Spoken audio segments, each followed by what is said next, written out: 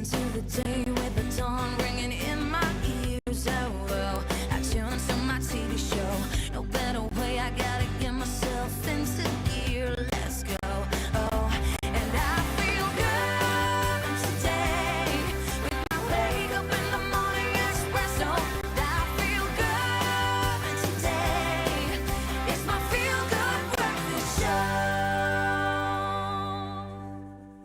Oh, yes, you beautiful people. Good morning. And it's a good morning because it's not just me, it's this beautiful soul that I get to do the morning with. So I'm already excited, and I hope you are too. Oh my gosh, it's a good day to have a good day, let me tell you that much. And today, on this wonderful Wednesday, we pay tribute to phenomenal women whose stories are just shaping tomorrow. And we're joined by inspiring voices from all walks of life. Every single box will be ticked. Absolutely. So let's start ticking those boxes right now, right? Let's head to the kitchen first, and we're talking about an award-winning chef and entrepreneur. We got Kayla-Ann Osborn, who takes on the Culinary hotline with her favorite dishes, and you know it's going to be a goodie. Here's a sneak peek of what you can expect. How delish does that look?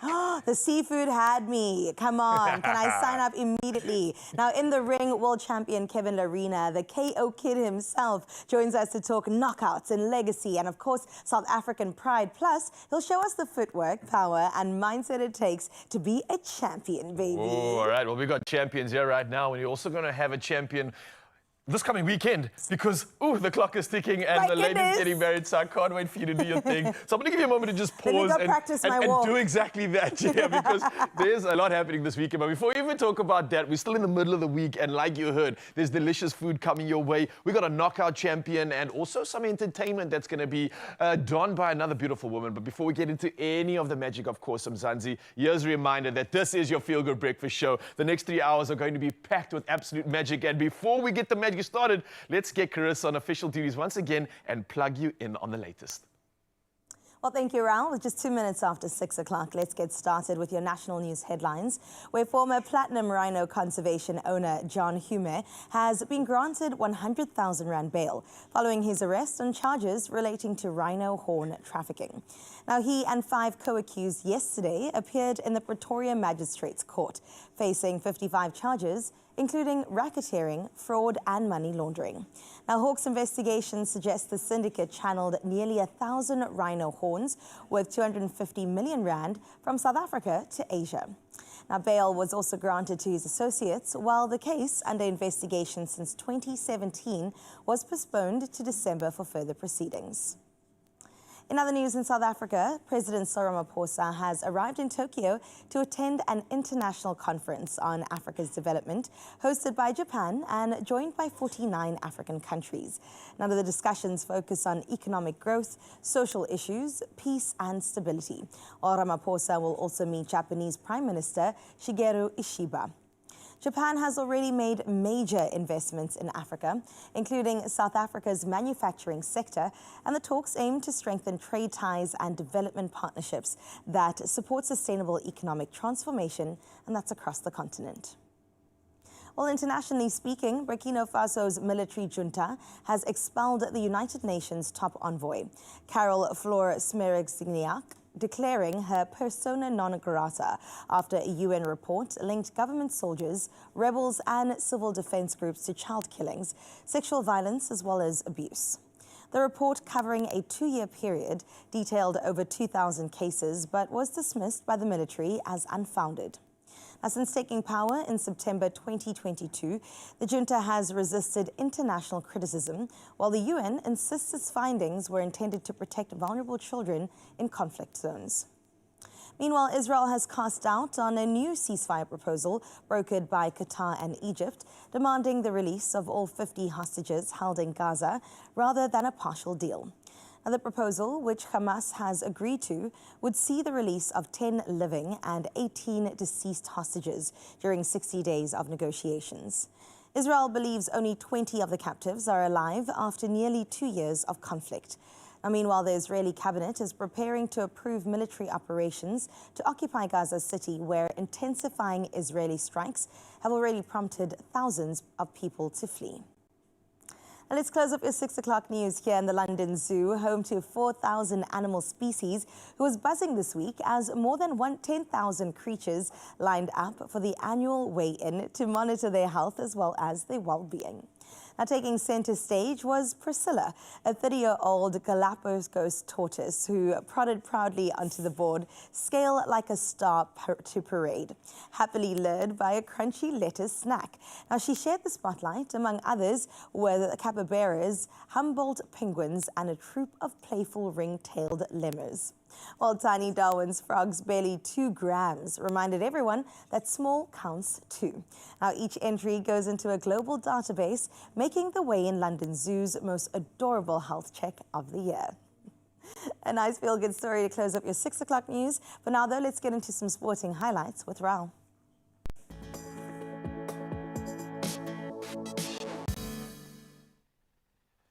Thank you so much, Carissa. And yes, I'm here to bring you one of the animals that's not in the zoo, and that's all about the Springboks. And Springbok coach Rassie Erasmus has overhauled his squad with 10 changes from Saturday's Rugby Championship clash against Australia in Cape Town. Now, Jesse Kriel captains the side in Siya Kolisi's absence, with Oxen Che named vice-captain for the very first time. And big names Cheslin Colby, Damien de Jelendi, as well as Willie Leroux return, while Argia Snyman as well as Ruan Norkia form a new lock pairing. Now, kickoff is this weekend and is set to take place at 5:10. That's 5 p.m. at the DHL Stadium. Well, from rugby, we move to football news, and Gaston Sirino netted his first goal, that is of the season, and that was to hand Kaizer Chiefs a 1-0 victory over Richards Bay at the FNB Stadium. Now, the win stretched Amakosi's unbeaten start and marked their third successive triumph, keeping them second in the Betway Premiership table. Now, with new signings looking on, the Glamour Boys also maintained their perfect defensive record, yet to concede a goal this campaign. Well, we'll be watching closely to see if that streak continues. But for now, we move to a lovely streak in the world of cricket, where Keshav Maharaj produced a career-best 5 wickets for 33 runs to fire the Proteas to a commanding 98-run victory over Australia in the first ODI at Kazali's Stadium. Now, chasing 297 runs, the hosts crumbled from 60 runs with 1 wicket to 89 for 6. And that was under the left armer's devastating spell before folding for 198 runs. Now, Captain Mitch Marsh battled with 88, but his resistance wasn't enough as the Proteas seized a 1-0 series lead. Well, lost in the world of sport, we move to motorsport action, and Oscar Piastri will have a grandstand named after him, and that's to honor him at the next year's Australian Grand Prix, which is a tribute that the McLaren star described as surreal. Now, the Piastri grandstand will overlook the pit lane at Melbourne's Albert Park, joining tributes to legends like Jack Brabham and Daniel Ricciardo. Now, the 24-year-old home favorite currently leads the driver's standings with 284 points, just ahead of teammate Lando Norris with 10 races remaining. Well, we'll touch on sport in just a bit once again, but for now, though, let's take our first look at the weather and see what you can expect.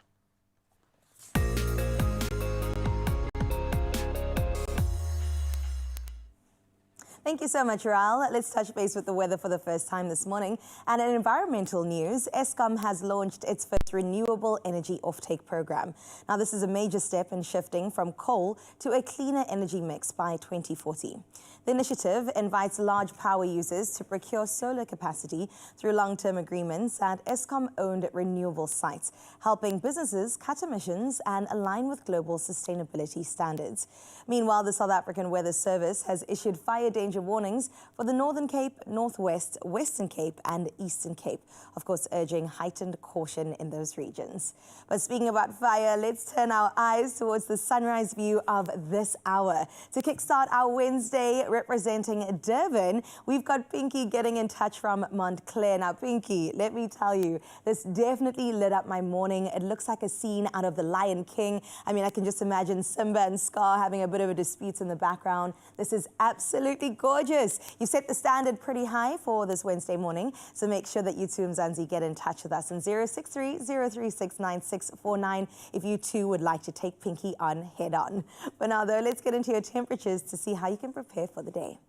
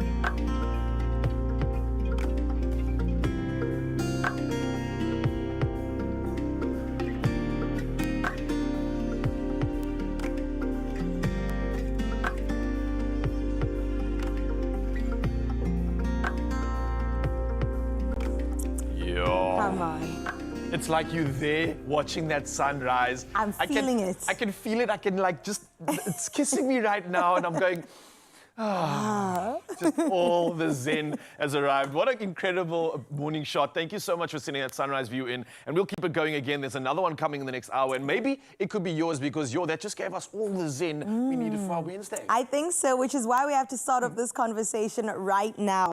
I'm going to tell you right now, can you believe it? On the 20th of August, there are only 133 days left of this year. That's not that many days, 133. So we got to ask you, what's still on your must-do list before the year does end? You know how we start the year so strong, and we're like, these are my resolutions for the year. I will say I'm ticking off one at least. I'm getting married. Oh, that's all that you need. That's all that I needed to do. You don't have to worry about anything after a year like that. So we are definitely getting in your corner. I know you're feeling a little bit excited, to say the least. So much excitement, a little bit of nerves, but we're all good. It's all I'd like to also do that, but I'm going to make mine more personal because there's a lot of things I want to do for me. This year has been about like giving energy, sharing, and being in so many spaces, but I forgot about me. So I want to fill my cup up and I want to invest in me. So maybe that's training, maybe that's eating a little bit better, but there's always so much more that we can do to increase this beautiful vessel that we've been blessed with. But listen, it's not about us. We want to know about you, Zanzi. So let us know and come through with a voice note or some pictures or something crazy. The number's 063 036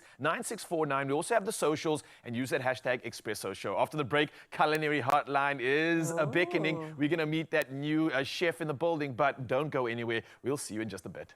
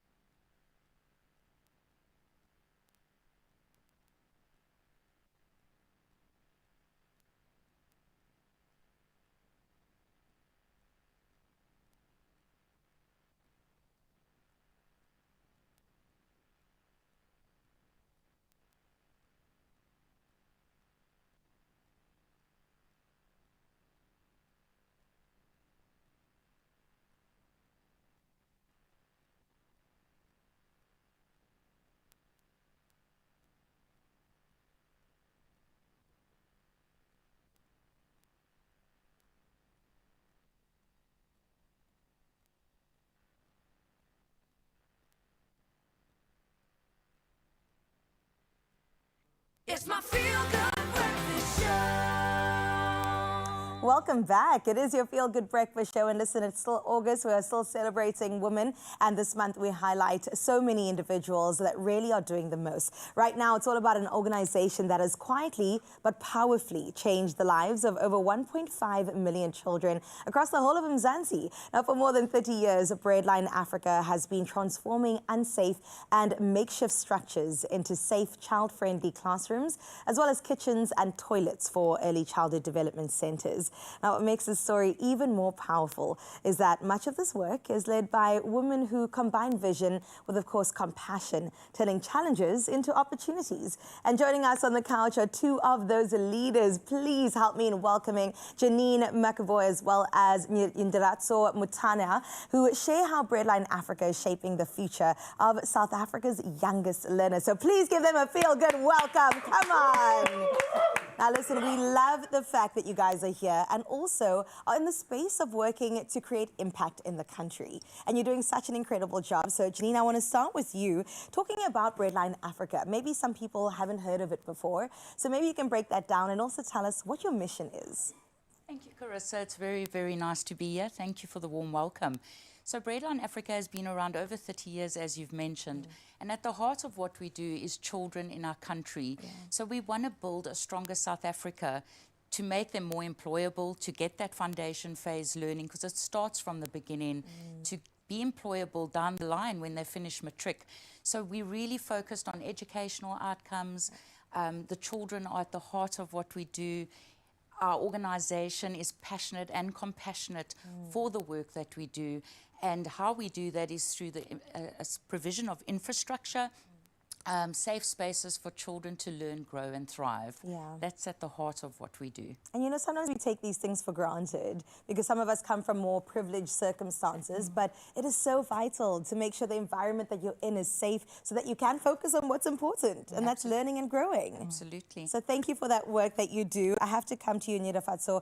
Talk about measuring impact, because sometimes it's a bit challenging to see exactly how you're making a difference. So what changes are you seeing most specifically in the children that you guys touch? We have seen quite a number of changes in the environments or the ECD centers that currently we're operating from.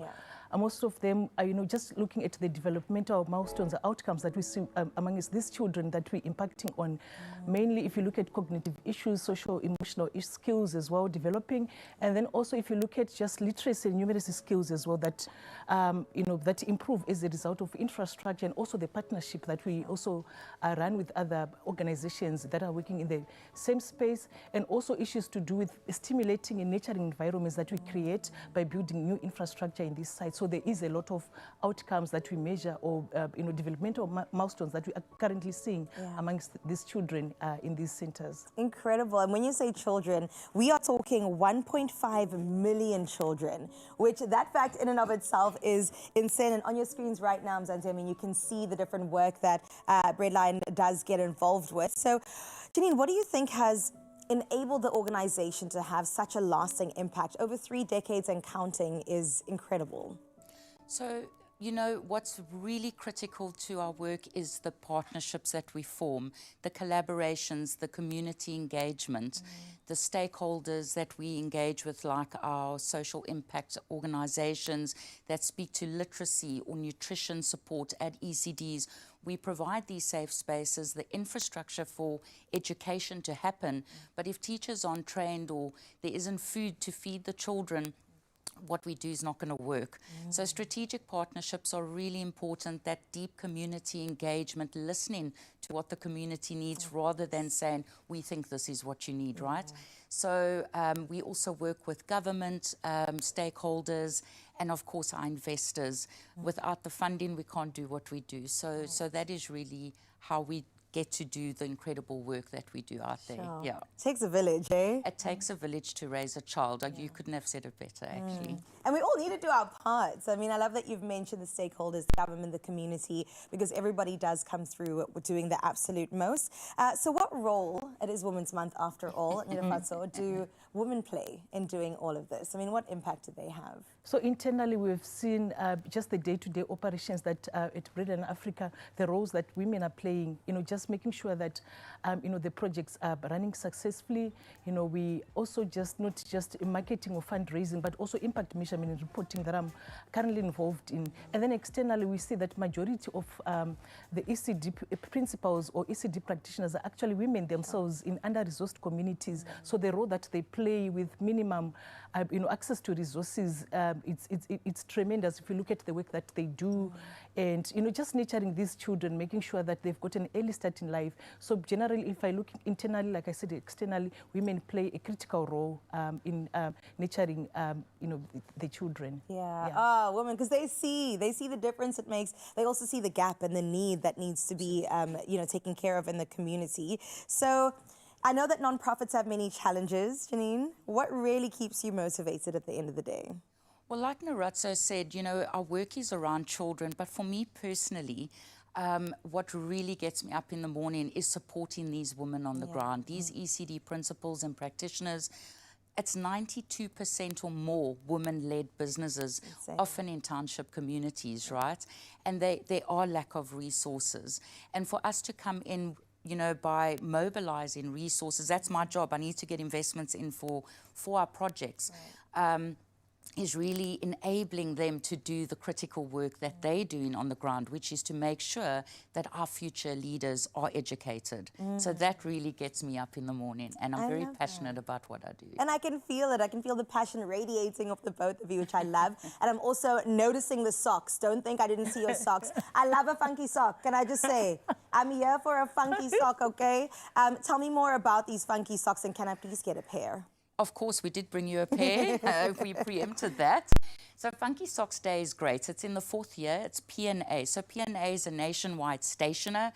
They supply educational resources and stationery and creative arts and crafts. So what a great alignment with what we do, especially in early childhood development. So it's the 4th year that this campaign is running, and all you need to do, the general public, is purchase a 10 Rand sticker at any P&A store or online at pna.co.za, and that 10 Rand sticker will help us raise, hopefully, 2.5 million Rand this year to support not only Breadline Africa, because we've been the beneficiary for 3 years, but now we've got 3 other organizations also coming on board for this campaign, which is all to do with children. So it's the Chalk Foundation for Childhood Cancer. It's Matla Abana who creates and supplies care packs for children that are abused. Not a great topic, but a very valid and important organization. And then Rally to Read do literacy, so really targeting schools in rural areas to improve literacy rates. Incredible.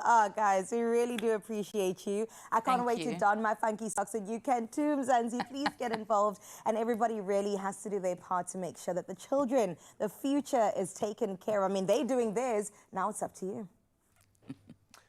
With incredible women behind the helm like this, the future is looking good. And hey, speaking of your future, yours could be filled with money, and that means you could be looking forward to a whole lot. And only if you play Lotto, Lotto Plus 1 and Lotto Plus 2. Forget this. 43 million Rand in total estimated jackpots, all happening today, this Wednesday. So don't get left behind. Play Lotto for an estimated 35 million Rand, Lotto Plus for 7 million Rand, and Lotto Plus 2 for 1 million Rand, all happening today. And here's how you do it, right? You want to get these millions, so you can buy your tickets today in store, on the nationallottery.co.za website, the mobile app, cell phone banking, or simply dial *120 *7529 hash, and then follow the USSDs. It's that simple, and we want you to win so badly that we put these details on Expresso's social media pages, so you can literally go check it out right now and make sure you get yourself in the running to win big by playing Lotto, Lotto Plus 1 and Lotto Plus 2 for 43 million Rand in total estimated jackpots, all happening today. So Mzansi, y'all better play it now and get involved in this one.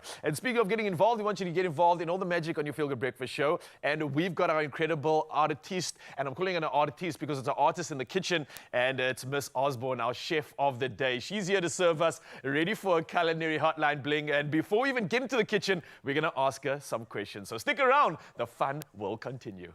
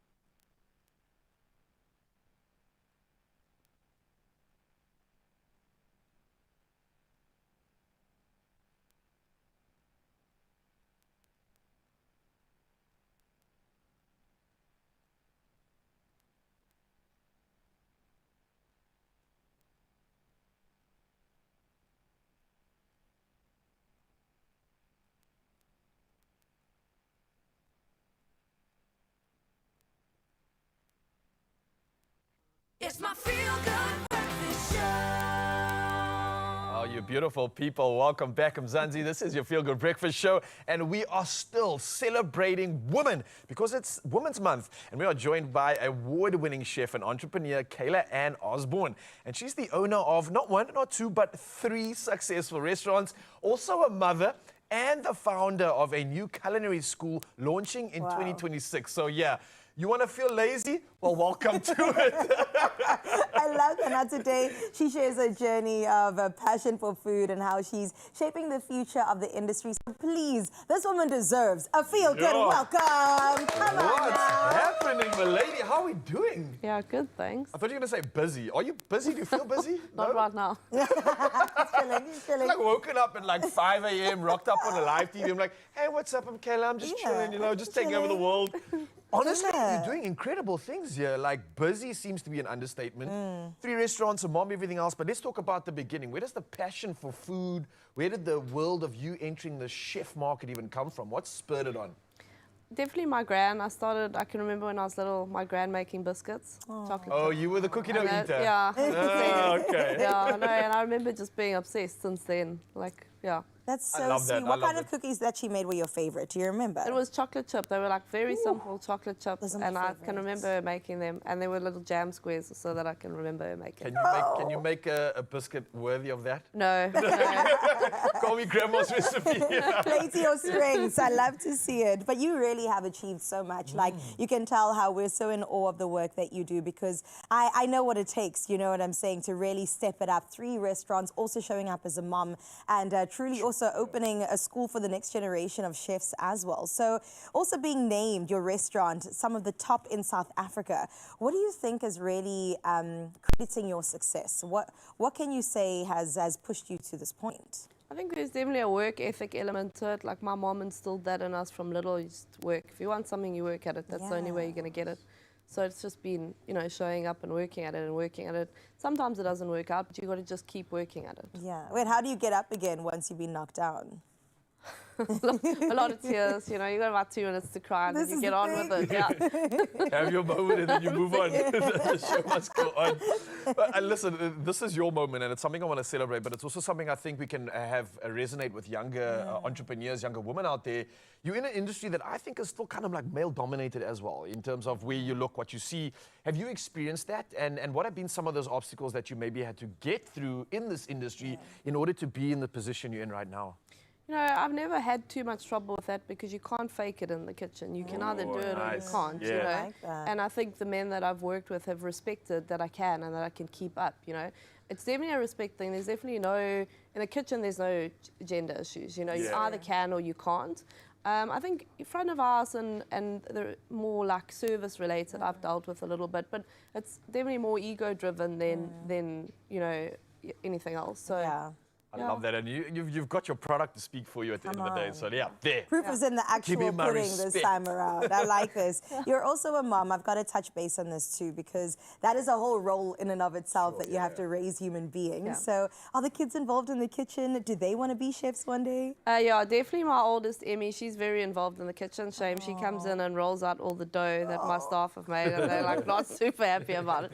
But they embrace it. She's always making something. Oh, I love that. Yeah, and then my little one comes to work with me every day. So she's there day in and day out. I think even my customers know, you know. That's Part of the The theatrics. furniture. Yeah. And seeing the fam right now on screen, I can see stop. exactly why you have extra motivation to show up Yeah. at work. I mean, look at that. Cute Absolutely patootie. beautiful. You're clearly someone that is motivated, clearly someone that's driven, and you're doing the absolute most. I want to talk about the school that you set up for 2026. Why do that when you have so much on your plate, and what was the reason behind this exactly? You know, I just realized what a lack of skills there were. We as restaurateurs and chefs, we have a lot of the trainees coming through our kitchen because part of the mandated qualification is in-service training. Trial by fire. Yeah, pretty much. And I realized how much teaching happens in the in-service training element, you know. And yeah, I just thought that it would be such a great whole-rounded education for students to be able to experience fine dining, more easygoing but good quality, and then the bakery all on one property, as well as food production and that kind of thing. So the idea with the chef school is for the students, me not outsourcing in-service training for them, but for them to rotate through all my kitchens. Amazing. And obviously on the screen right now, we've got some of that info for the school. For anybody that's been inspired, I'm sure you have already. You can get those details right now and go find them. But I'm so excited for you to be here because that means that we get delicious food. What's on the menu? So, we're on the South Coast, and I grew up on the South Coast, so a lot of seafood. So there's mussels, crayfish, yeah. And I saw those Love mussels, it. I saw chili, I saw coconut, I saw garlic and ginger. My goodness, we're in for a treat. It is the first installment of the Culinary Hotline. In just a bit, Kayla can join Clem in the kitchen, and we're about to cook up something good. Come on, Clem. Yum. Welcome and good morning to this week's Culinary Hotline Bling! Now it is Women's Month, and we're celebrating by shining the spotlight on the incredible female chefs making waves in the culinary world, just like our chef in the kitchen today. So we're going to be taking on amazing, amazing dishes. So let's just go through the resume, okay? So founder of the Osborn Culinary School, as well as the visionary behind a few restaurants. How, Absa, do you have time to be here this morning? Not really. Not really. Not really. Welcome to the kitchen. Honestly, very, very happy to have you here this morning. And you as well, South Africa, we want you to be part of this. And also shout out to an amazing viewer, Diana, who has watched every single Culinary Hotline. Thank you so much. If you want to be part of the show as well, send that voice note through to 063 036 9649. Chef, I'm obsessed with mussels. Obsessed with mussels, especially when I'm seeing mussels and not a lot of ingredients. What are we making this morning? So it's super simple, and that's what I love about this, is the simpleness of the sauce. Obviously, most of the flavor comes from your mussels. And then the chili and the garlic and the ginger just accentuates it a little bit. So all of the juices from here sit with the coconut milk, and they infuse with all of those, and it's just delicious. It's simple, it's delicious. It sounds really, really easy. First step would be getting our pan on the heat, which I did for us. Thank you. Talking about mussels, when you buy them, are you always looking for frozen or are you looking for fresh? What are you always looking for? Or does it depend on the dish? Always fresh, so fresh is best. And you want them live when you get them, so when you steam them, they open up nicely. Obviously, we look at farm because it's more sustainable. On the South Coast, we're very lucky to in our private capacity, be able to harvest some mussels and cook them at home. So those are the best mussels. When I grow up, I'm going to have that life where I want mussels. I'm going to open my front door, walk out to the rocks, grab some mussels and cook. I love that. But what advice do you have for shoppers that maybe don't have access to fresh mussels? Frozen's fine as long as they look nice and springy. They've got to still be quite plump. So if you look at them and they're quite plump, they are perfect. Yeah, just Plump. like this. Yeah. Plump and juicy is what you're looking for. Yeah. Absolutely. So anything other than that, if you get some weird, that little bit of green at the bottom, that's normal. But That's normal. when you start to see some really funky discoloration, Yeah, definitely I don't would eat say those. don't risk it. No, I definitely don't Absolutely eat don't. those. Okay, so we got our pan on the heat. Let's talk about the first steps. Because these mussels are already cooked. Yeah. They look So like it. We've steamed these already, so we've kept all the flavor from them, and we're going to add that in. So here's our stock, and we're going to add it into the mussels. Perfect. To just enhance the flavor. And what can I do for you on this side? So you are going to chop the garlic, the ginger, and the chili. Nice, the easy Yes. job. Okay, I'm going to let you get started on that Cool. side. And is this, I mean, because the elements are so quick to cook, Yeah, it's I very would quick. say this is one you could almost do, I want to say table side, but not everybody lives like that. But one you can put together in the last few seconds while your guests are actually at the table. So you do actually want to put it together as soon as you're going to eat it, and you need to have hot bread ready. Oh, of For course, dipping, yeah. of course. I don't know where the bread is just yet, but it's on the way. All right, so nice and is any specific technique you need with the? Just chunky. Oh, chunky, perfect. Yes. I like that too. I'm gonna give you the garlic first. Perfect. Thank you. I always like asking this question, especially you that's doing so much. At the end of the day, as a chef, I used to come home and I used to have cornflakes for dinner and it used to be my absolute vibe. What do you have for dinner when you come home after a long day of cooking, lecturing, everything food? I'm really lucky because my gran still cooks, so Oh man, that is amazing. I can't complain too much. And besides the amazing food that you do create, do you have a go-to, like that's always your favorite, that's your die-hard? Like some people say a steak is always going to be something that gives them joy. Have you got a dish like that? So my gran makes spaghetti bolognese, and that's Monday night dinner. Like everyone, the whole family gets together for that. And then Sunday nights, because we close all the restaurants on a Sunday night, I generally make a curry on a Sunday night, which is my favorite. Oh, nice. Yeah. So, I mean, it's so cool that Grand's still taking on some of that responsibility of cooking, because, I mean, the honest truth is, being a professional chef, Grand's food and Mom's food is always just... the best. It's better. It touches you in the soul. That's what we try to replicate every day. So don't forget, if you want to get your voice notes through this morning, ask us any questions, any culinary questions, send your voice notes through to 063-036-9649. Okay, Ginger's looking good. Do you have any pet foodie, I don't want to say hate, that's a hard word, dislikes? None that I can think of off my head. Okay, well, let me take the microphone. This matcha thing, guys. I get it, but people are paying like nearly 100 Rand for what tastes like a Ninja Turtle. I don't know.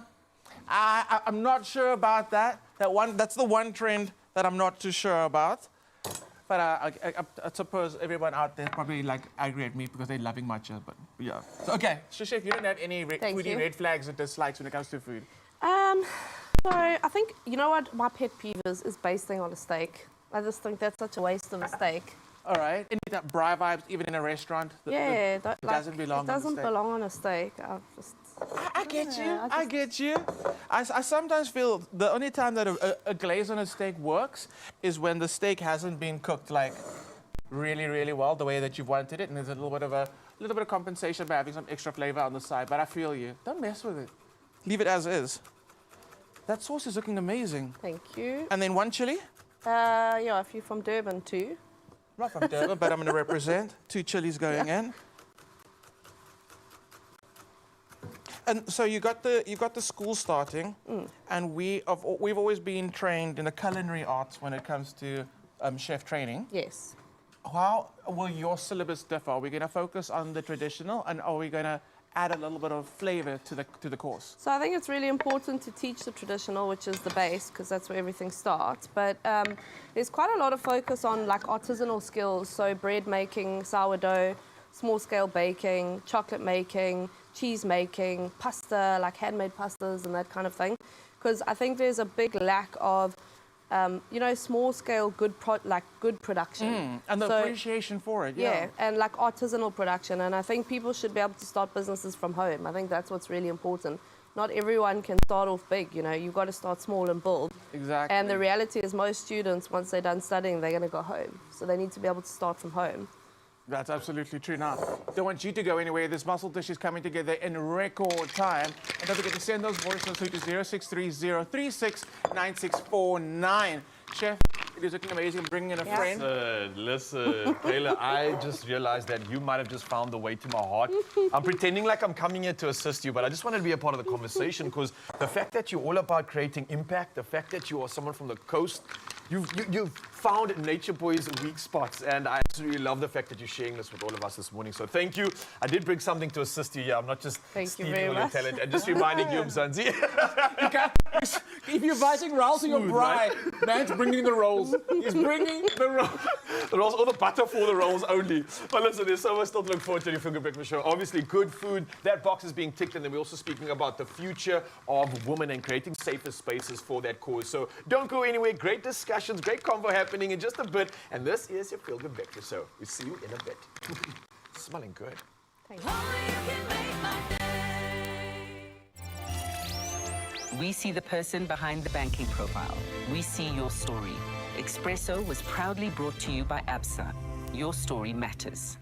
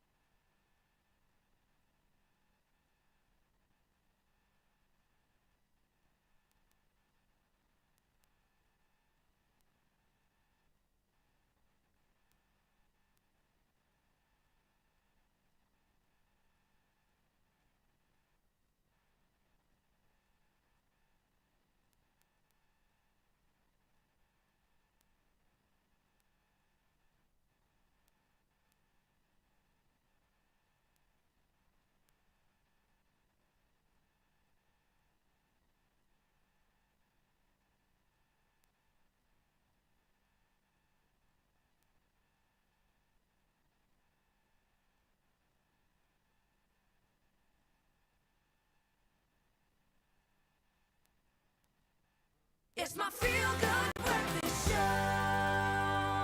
It's true, the rumors are true. It is your feel-good breakfast show right here, Expresso on S3. Now listen, we have to get into a great conversation all about shifting the needle a bit when it comes to the sustainable goals across the world. The Goalkeepers South Africa network, supported by the Bill and Melinda Gates Foundation, is made up mostly of women who are tackling the country's toughest challenges through the lens of the UN's Sustainable Development Goals. Now, from fighting poverty and hunger to advancing education as well as health, these leaders are rewriting what change looks like on the ground. Now, these stories prove that progress is not just about policies, it's about the people and about women in particular shaping solutions for the future. So joining us on our couch right now, we've got Prof. Willem Fourie from Stellenbosch University, as well as Tinashe Chikunachawa, Assistant Project Manager for Goalkeepers South Africa. So welcome, guys. Thank you so much for being here. Are we awake? Are we alive? Just about. Yeah, we just had a sound check now, and we were like, this is the perfect kind of soundtrack that we need right now. But Prof, let me start with you and talk about the SDGs, because I think often when they come up year in, year out, it can feel a bit overwhelming. We go, where do we even begin? How do we tackle this? So why is it so important that women are involved in this and also at the forefront of shifting the needle a bit? I mean, there's a lot of fantastic research that shows that an investment in women is always a good investment. From women entrepreneurs, women scientists, women development workers, your return on investment is almost always guaranteed. And if we think about the SDGs, the Sustainable Development Goals, working with women, investing in women to achieve these goals is a great idea. And that's why I think at Stellenbosch University, we're really really grateful to be able to coordinate this Goalkeepers network where we bring together inspirational South Africans, most of them women, to advance the SDGs. Okay, well, speaking about women, Tinashe, I've got to come over to you, girl. Yes. You guys are doing such incredible things, and I know that you work very closely with the women change makers, and I love that. Change makers, you know, movers and shakers, whatever you want to call them, they definitely are making an impact. So can you share some examples of the projects that they do? Okay, so let me first start by stating the overarching aim of the initiative. Yes, please. So the goal is to localize SDGs through collaborative projects. And one example that comes to mind is one by Mabwang, who is a moringa farmer. So she turns moringa plants into different products, including supplements. And she's currently working on a collaborative project with one of the goalkeepers where they're trying to make supplements for children in the form of gummy bears. Wow. Yes, and this is to prevent stunted growth in children, and we're very proud of that initiative. Oh, I love that. Moringa for the people. Yes. Everybody gets to enjoy, everybody gets to grow well as well. So, Prof, let's chat a bit more about collaboration, also at the heart of everything with the goalkeepers and SDGs too. Partnerships between women in this network, how does that really inspire you the most? Yeah, we had this wonderful moment in the community where we said we want to award great inspirational individuals. And then they said, no, don't reward individuals, reward collaborations. Then we said, let's rethink our whole strategy. And we started fostering and collaborations.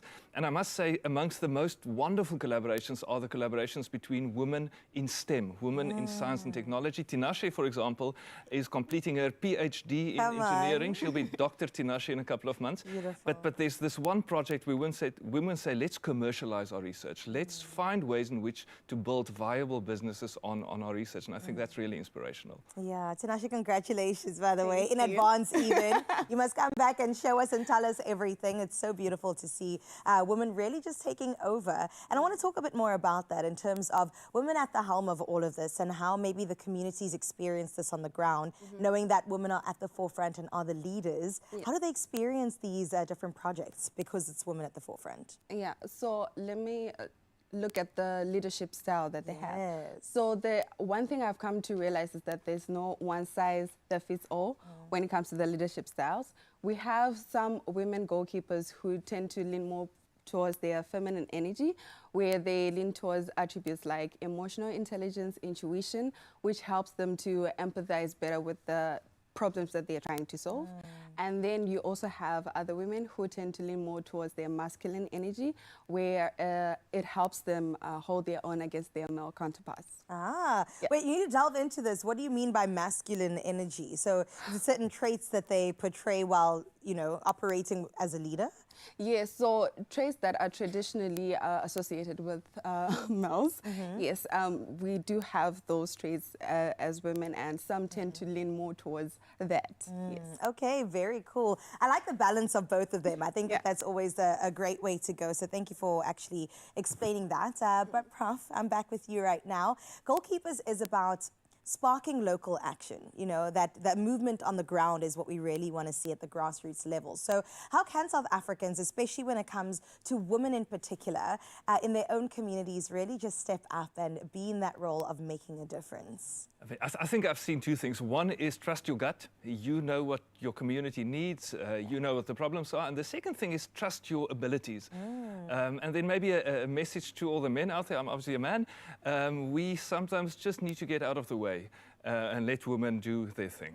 Okay. Can you say that again? Can you say that louder? Can you say it a little bit louder? Tinashe, what is one lesson that you've learned from the goalkeepers that you are taking with you in your life? Because I'm pretty sure you've got a book full right now. I do. So one thing I've noticed that is true across the board is that they are very tenacious, and they go for whatever they believe in. So I think if there's one thing that we can take from this is that if you believe that you're called for something, if you truly believe it in your gut, then you should definitely go for it against all odds. Yeah, I love that. Tenacious Tinashe. We love to see it. Prof, also thank you for joining us this morning, and we absolutely love the work that you are doing. Right now, of course, if you want to learn more about that, all that information is on your screen to continue making sure that, yes, women are at the helm of all of this, but how can we support them too? That's exactly how to do it. Yeah, let's get behind this incredible cause and let's keep these causes going, because I think Women's Month is all about it. Now, with this one, they say when women create, the world doesn't just listen, it transforms. And I think this Women's Month, Ayanda stepped into the breathtaking Nyrox Sculpture Park, where artistry, resilience, and the true essence of womanhood came alive in powerful ways. You want to know more? Well, let's take a look. This Women's Month, Absa is celebrating phenomenal women shaping the creative space through song, poetry, dance, and art, telling these stories because they matter. Today we are at the Nyrox Sculpture Park, and you are our VIP guest. Let's go check it out.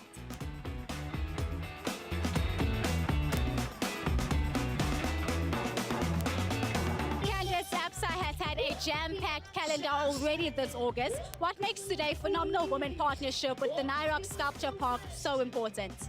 It's such an amazing month to celebrate phenomenal women, because this month it's all about untold stories. We really want to go to the heart of women, telling them to be themselves and just be phenomenal in whatever space they want to. Untold stories are all about we see your story, and for Women's Month it's all about we see her in every form, in every profession, and in every business. We do know that Absa is supporting women throughout the year, but can you get into the specifics of what it is you're doing outside of August? So what's amazing is specifically in sport, we focus with women in cycling, in running, as well as golfing. So really investing in the empowerment within the sporting space. In entrepreneurship, we have a partnership with Visa She Next, where we're contributing to small businesses to really build them and mentor them. And within a colleague perspective, 52% of our colleagues are women, and we're looking to grow that year on year. But something that we're most proud of is we invest $3.2 billion in procurement for female businesses, and that is going to continue, because we know that women are the next generation of creating jobs and really creating an economy for all. We got people power. We got people power. We got people power. We got people power. Say the word, we got people power. I think it's safe to say that for the longest time, women have not been given their flowers. So to be able to attend an event that is all about women performing, women showing their craft, it really feels like we're living in a time where we're pushing the boundaries of separating between male and female, but rather celebrating us as a people instead of focusing on our gender. Women have gone through a lot, and to be celebrated a whole month, it's amazing. It's just inspiring also just to see women coming out of the woodworks and, you know, just expressing themselves and seeing more of them and seeing how much we actually love each other as women. It's always good to celebrate women. Many things live because of women. We are because of a woman. It's always a good idea to celebrate women. Absa Absa is all about celebrating women, and this time round you want to hear our stories. How can we get involved in that?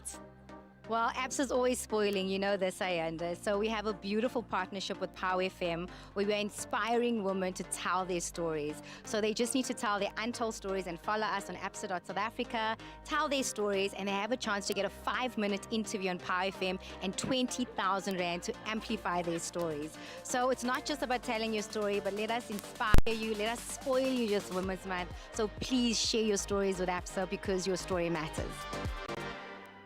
Absa's tagline for the longest time has been Your Story Matters, and they've just switched to We See Your Story. And in the month of August, they're focusing on We See Her. And they are truly showing us that they mean this by throwing events where we get to speak with each other, hear each other's stories, and not feel ashamed with sharing it. When you see somebody else step into their light, it gives you all the courage you need to step into yours as well. And what a beautiful way to do it with Absa.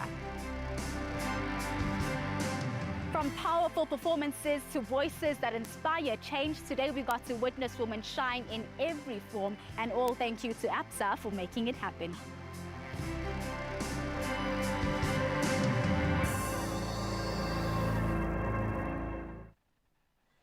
Oh, that's what it's about. Ayanda, really, truly grateful that you could show us what that was all about. And I think it's an impactful reminder from Absa that when we uplift women, we uplift communities, futures and generations to come.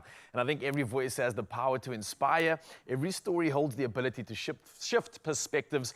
And I think together they weave the legacy of tomorrow. So this Women's Month and beyond, let's continue honoring, supporting and amplifying the phenomenal women shaping our world. We see the person behind the banking profile.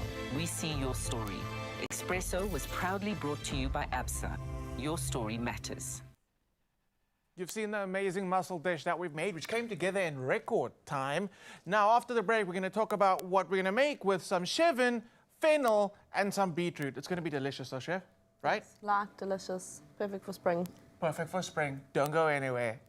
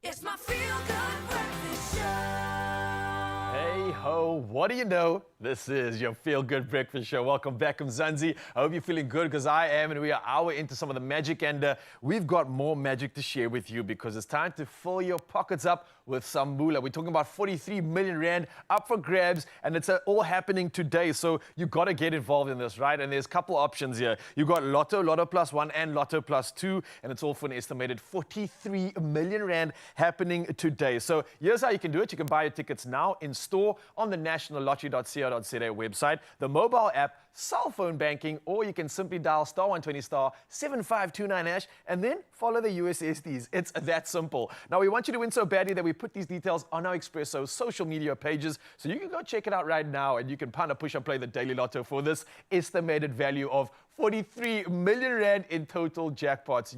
This is a lot of money. You need to get involved and you need to do it now, Mzansi. So go play and hopefully you could become a multi-millionaire. For now, though, while you go buy your tickets, we've got official duties to dive back into, and Carissa is, of course, standing by with the latest. Let's go.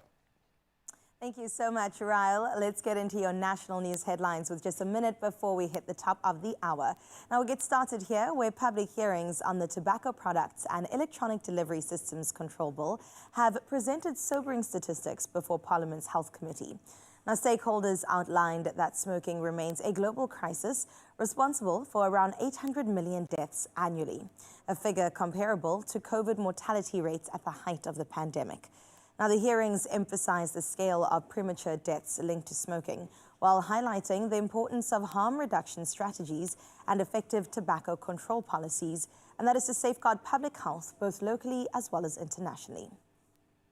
In other news in the country, former platinum rhino conservation owner John Hume has been granted 100,000 rands bail following his arrest on charges related to rhino horn trafficking. Now, he and 5 co-accused yesterday appeared in the Pretoria Magistrates Court, facing 55 charges, including racketeering, fraud, and money laundering. Now, Hawk's investigations suggest the syndicate channeled nearly 1,000 rhino horns worth 250 million rand from South Africa to Asia. Bail was also granted to his associates, while the case, under investigation since 2017, was postponed to December for further proceedings. Taking a look further afield at your international news-making headlines, where U.S. President Donald Trump has pledged that Washington will help guarantee Ukraine's security in any agreement with Russia to end the ongoing war. Now, the assurance came during a White House summit with Ukrainian President Volodymyr Zelensky and European leaders held in a notably friendlier atmosphere than earlier meetings. Now, Ukraine also announced plans to purchase U.S. weapons worth 90 billion rand. While Trump has spoken to President Vladimir Putin about possible talks, doubts remain over whether Moscow is willing to negotiate peace. Meanwhile, Burkina Faso's military junta has expelled the United Nations top envoy, Carol Flor Smerenziniak, declaring her persona non grata after a UN report linked government soldiers, rebels, and civil defense groups to child killings, sexual violence, and abuse. Now, the report, covering a 2-year period, detailed over 2,000 cases, but was dismissed by the military as unfounded. Now, since taking power in September 2022, the junta has resisted international criticism, while the UN insists its findings were intended to protect vulnerable children, and that was in conflict zones.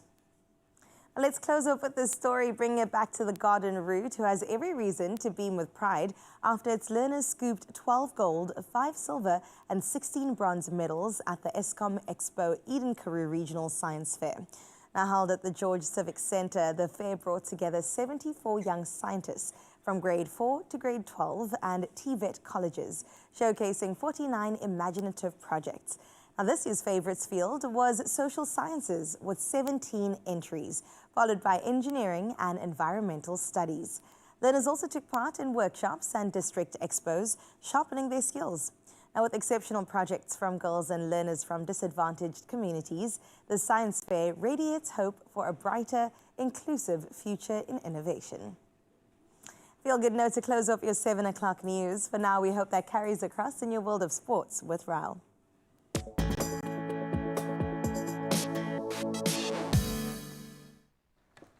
Thank you so much, Carissa. And yes, one last time, let's dive into all things sport, or maybe another time later. But for now, though, we're starting off with a rugger news. And Springbok coach Rassie Erasmus has overhauled his squad with 10 changes for Saturday's Rugby Championship clash against Australia in Cape Town. Now, Jesse Kriel captains the side in Siya Kolisi's absence, with Oxen Che named vice-captain for the very first time. Now, we also have big names like Cheslin Colby, Damian Dialendi and Willie Leroux returning, while Argeus Snyman and Ruan Norkia form a new lock pairing. Now, the excitement is happening and the kickoff is set for 5:10 p.m. and is taking place at DHL Stadium. We move to football next, and Gaston Cirino netted his first goal of the season to hand Kaizer Chiefs a 1-0 victory over Richards Bay at FNB Stadium. Now, the win stretched Amakosi's unbeaten start and marked their third successive triumph, keeping them second in the Betway Premiership table. Now, with new signings looking on, the Glamour Boys also maintain their perfect defensive record, and they are yet to concede a goal this campaign. Hopefully for many of the fans that continues. We carry on with the rest of the sporting action. And we move to cricket next. Now, Keshav Maharaj produced a career best. It was 5 for 33 to fire the Proteas to a commanding 98-run victory over Australia. And that was in the first ODI at Kazali's Stadium. Now, chasing 297 runs, the hosts crumbled from 60-for-1 to 89 for 6 wickets. And that was under the left armer's devastating spell before folding for 198 runs. Now, Captain Mitch Marsh has battled with 88 runs, but his resistance wasn't enough as the Proteas seized a 1-0 series lead.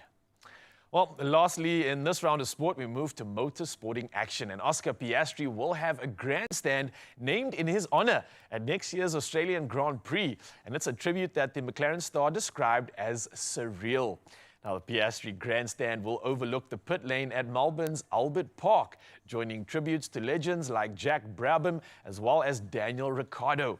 The 24-year-old home favorite currently leads the drivers' standings with 284 points, just ahead of teammate Lando Norris with 10 races remaining. Oh, and you know the sporting action is definitely going to heat up, especially in motorsport, but we'll be sure to dive into and touch on all that in a bit. But for now, it's time to head on the roads because traffic is up next. Carissa's got the latest, and this is how we can assist you.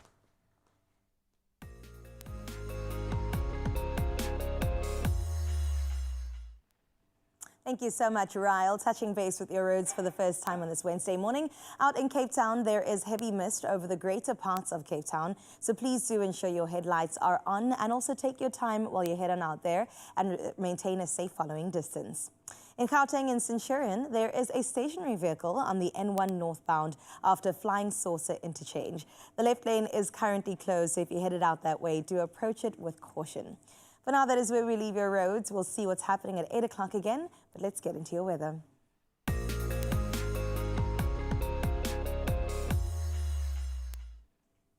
In environmental news this morning, Eskom has launched its first renewable energy offtake program, a major step in shifting from coal to a cleaner energy mix by the year 2040.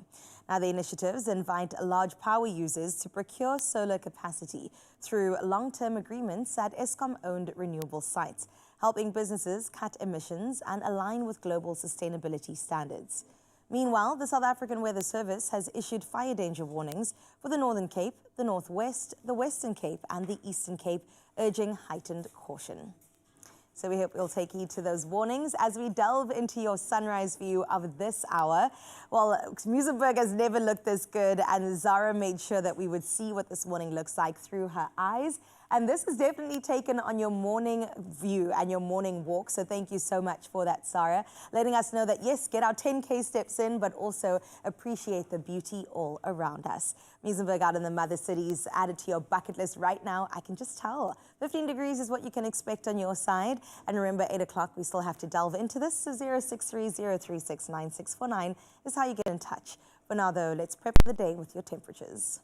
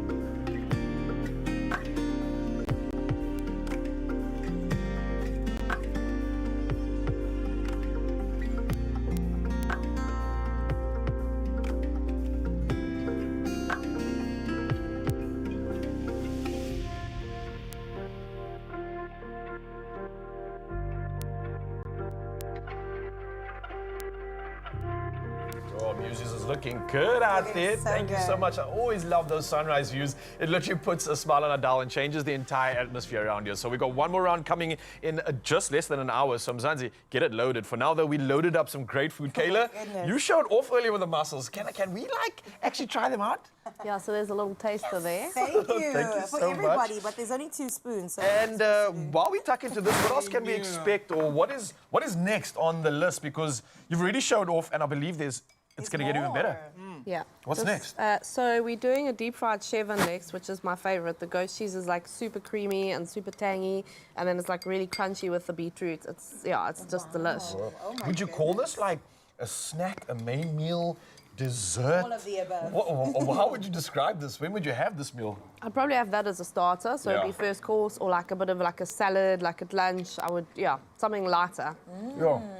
But you speak about light. good. These mussels are light. Let me try They're them. so fresh. And got sweet. Got a little bit of a kick in it, but absolutely perfect. And that was a small bit of chili, a little bit of chili. And I like it you didn't add too many flavors to take away from the flavor of the actual mussel. It's delicious. It's so Wow. good. Well, listen, delicious demolished that. is an understatement, and there is clearly more to look forward to. Mzansi, don't go anywhere. The magic continues right here on your Feel Good Breakfast Show. This is seriously good.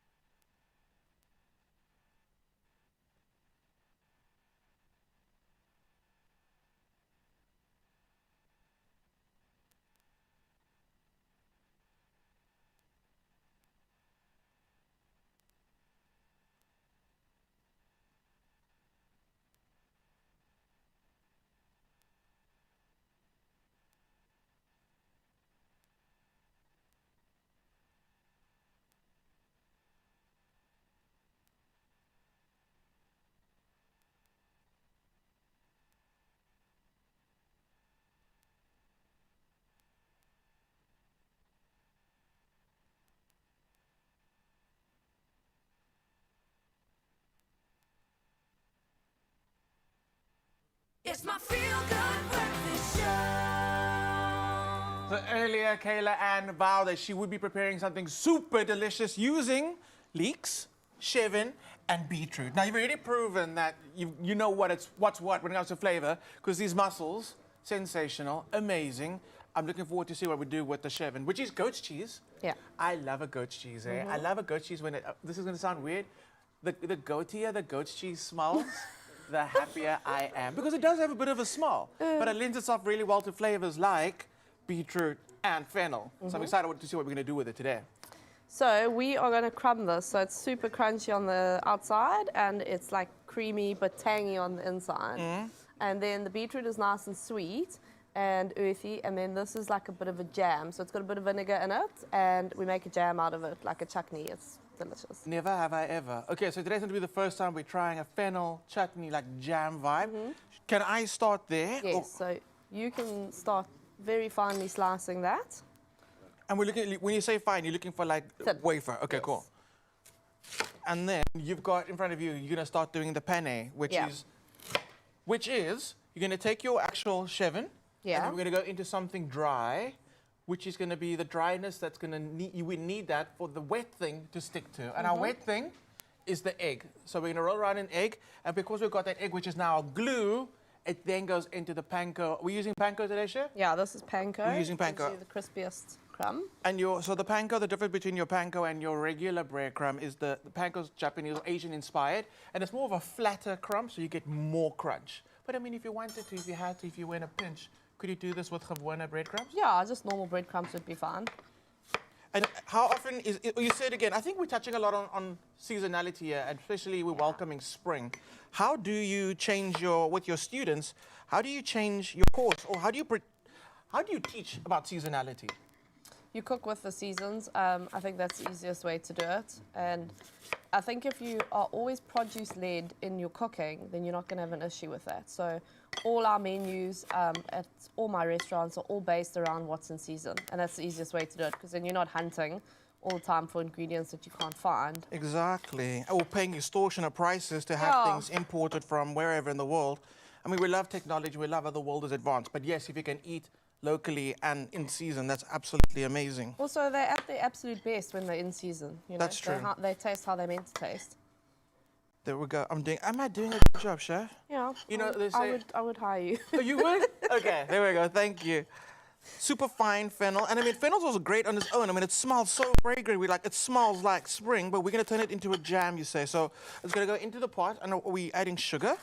Yeah, so we're adding brown sugar for a bit of sweetness, but also the brown sugar's got a bit more flavor. And then we're going to put some red wine vinegar in as well, just to balance it down. And that you can make and just put in the fridge or keep, you know, it's something that you can have on you all the time. In our friend group now, gifting, I mean, sure, we still do the regular gift stuff, but we started gifting each other pickles. Yeah. I mean, it's the gift that keeps on giving, because the longer you keep it, the more flavor you're going to actually get out of it. That's looking good. Okay, here we go. So fennel goes into the pot. Yeah. Oh, few that fell to the side. You said brown sugar goes in next? Yeah, so we're going to just sweat this fennel down a little bit with some salt and some pepper. And then once it's softened, we'll put the sugar and the vinegar in. Nice. So what happens with the beetroot? Okay, so the beetroot, I love beetroot. It's super underutilized. And the best way to cook it is to just roast it whole in the skin. So I've got a pizza oven at my one restaurant. Lucky. And we just wrap all the beetroots in foil individually, and then we pop them in the pizza oven, and they basically roast and steam. And once they're done, you peel them, and they are absolutely delicious. You don't need sugar, you don't need anything. They cook they caramelize their own sugar. Because that natural sugar just then intensifies even more. And I mean, like, people get squeamish, not squeamish, people get sensitive about the pink fingers. I was just checking how many meetings I have today, but I'm okay. And do you then pop it in vinegar? Do you pickle it at all, or do you keep it as fresh as it is? Do you marinate it in olive oil? What is after you've done this and cooked it, what's the next step that you would usually do? So all I do for this dish specifically is I season it.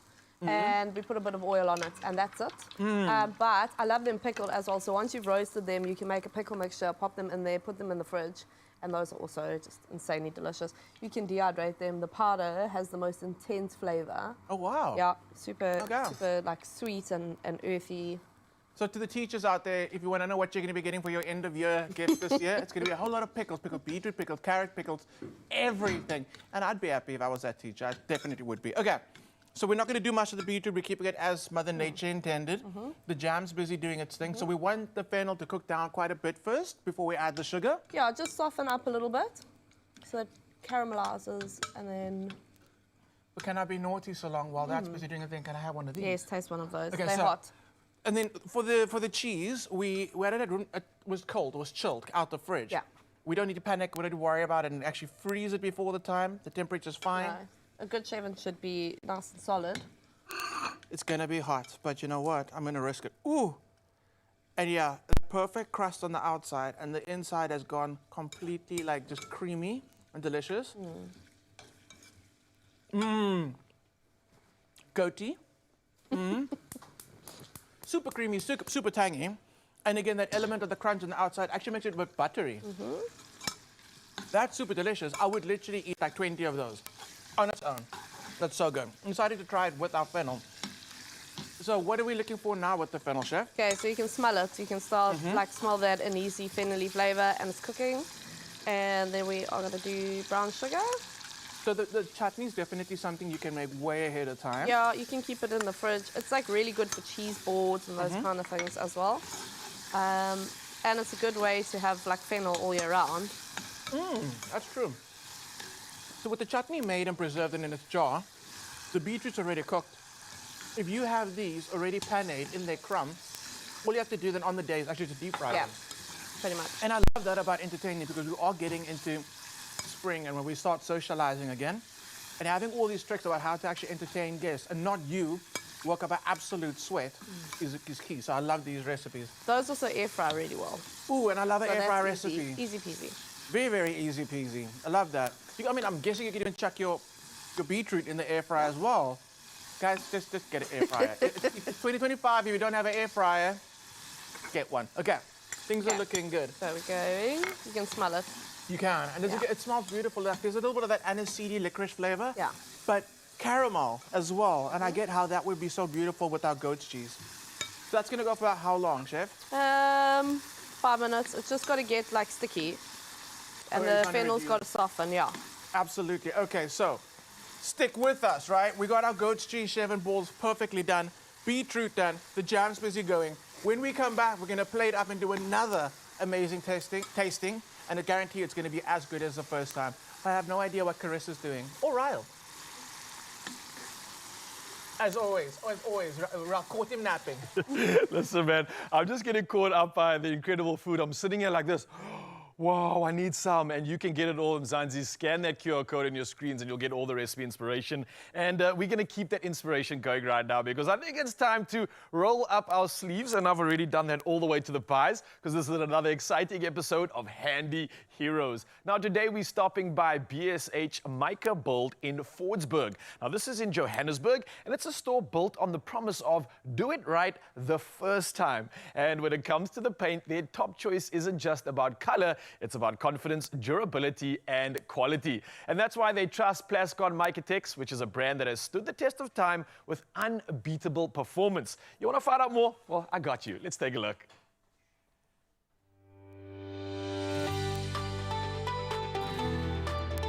Powered by Plascon, today's handy heroes come from BSH Mica Build Fordsburg in Johannesburg. BSH Mica Build is more than just a hardware store. We are a reliable partner in every project. We've been proudly serving our customers with a broad selection of building, paint, plumbing, electrical, DIY supplies, along with helpful advice and dependable service for over 60 years. We take pride in our consistency and care.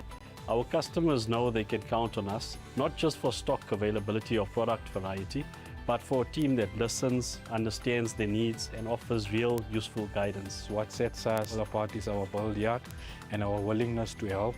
We don't just point you to the paint aisles, we walk with you, advise you, and make sure you leave with exactly what you need. When customers come in the store, first thing we ask, where are they painting? Was it painted before or is it a new surface? So we know what to recommend. Our customers always come with a vision. We love being part of the process that turns efforts into achievements.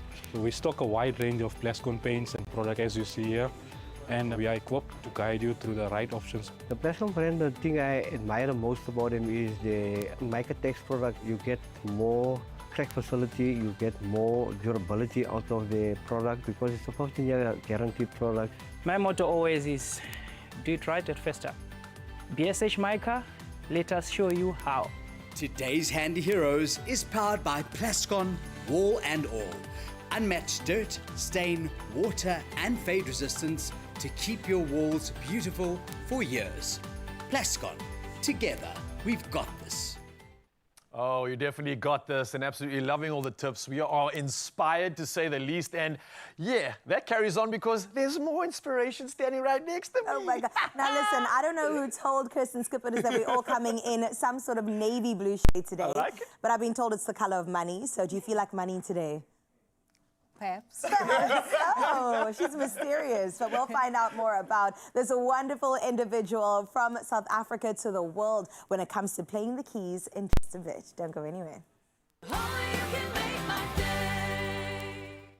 Life is too short for cold drinks or cold food and long waits. And thanks to My Dear, 3 lucky viewers stand the chance of winning a brand spanking new My Dear digital inverter microwave valued at 1,299 Rand. So to enter, simply follow at My Dear South Africa and then reply to the weekly competition post on My Dear's social page. And remember to tag at Expresso Show in your answer. And don't forget that hashtag My Dear Microwaves. Entries close midnight this Sunday, so get on it. Heat it, eat it, and win.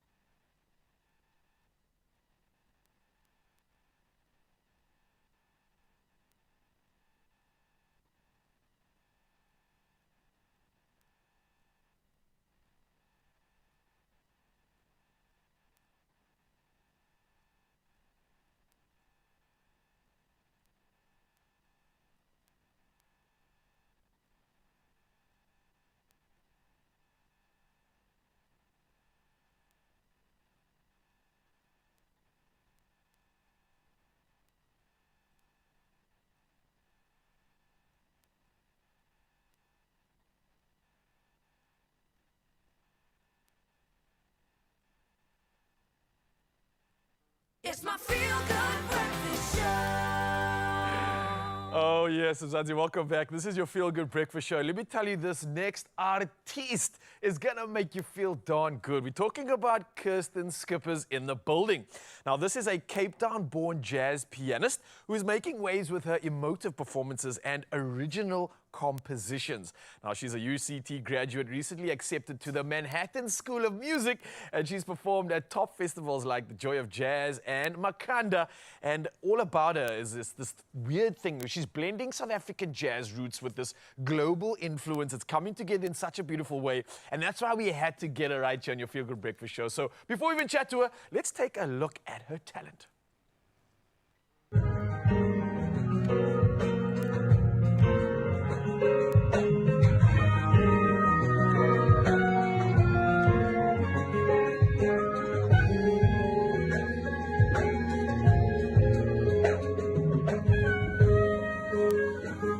Ladies and gentlemen, put your hands together for Kirsten Skippers in the building.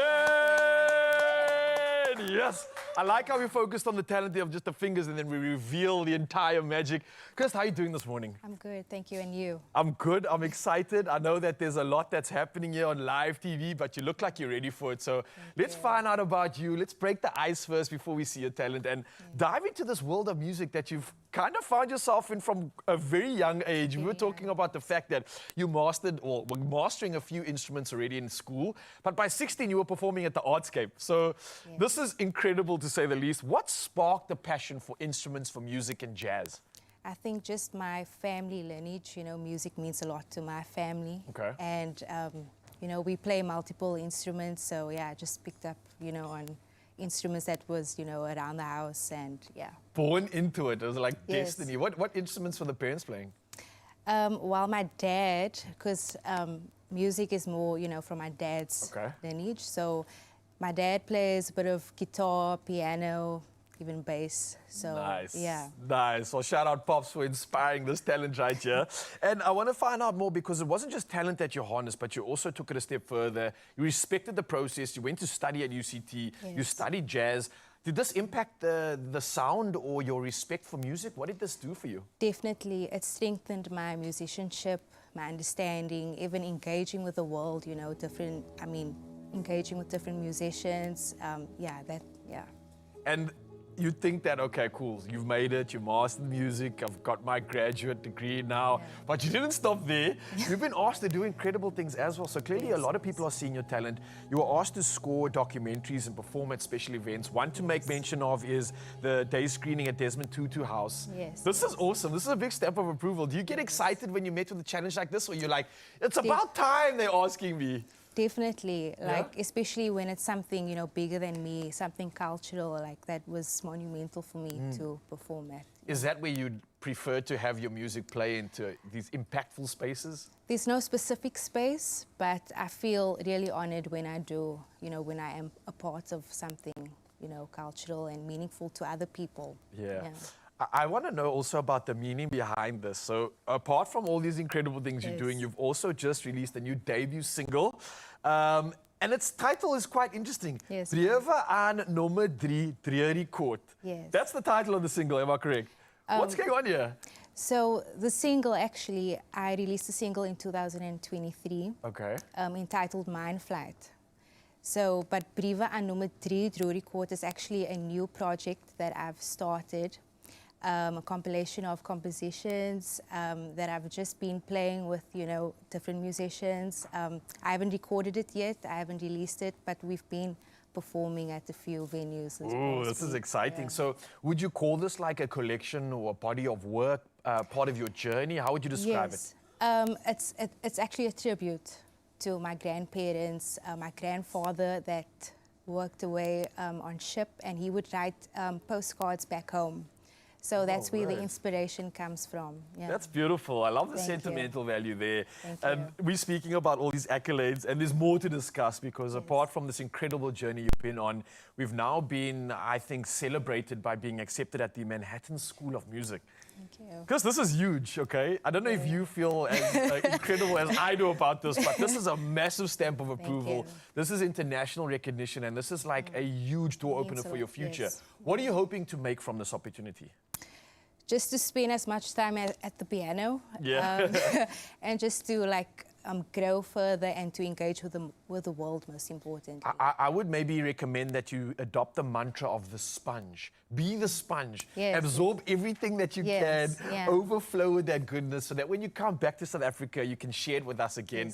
Much like you're doing today, we're going to be sharing our music with us. So thank you so much for that. Thank you for sharing your talents. And what more or less would you describe the energy and the music you're going to share with us this morning? Emotive. Bringing a bit of culture to the forefront, celebrating ethnicity, and just being proudly South African. And a woman at that too. Let's not forget we're celebrating Women's Month. So I'm celebrating all the incredible women that come through on our Feel Good Breakfast show, and you definitely are one of them. So thank you.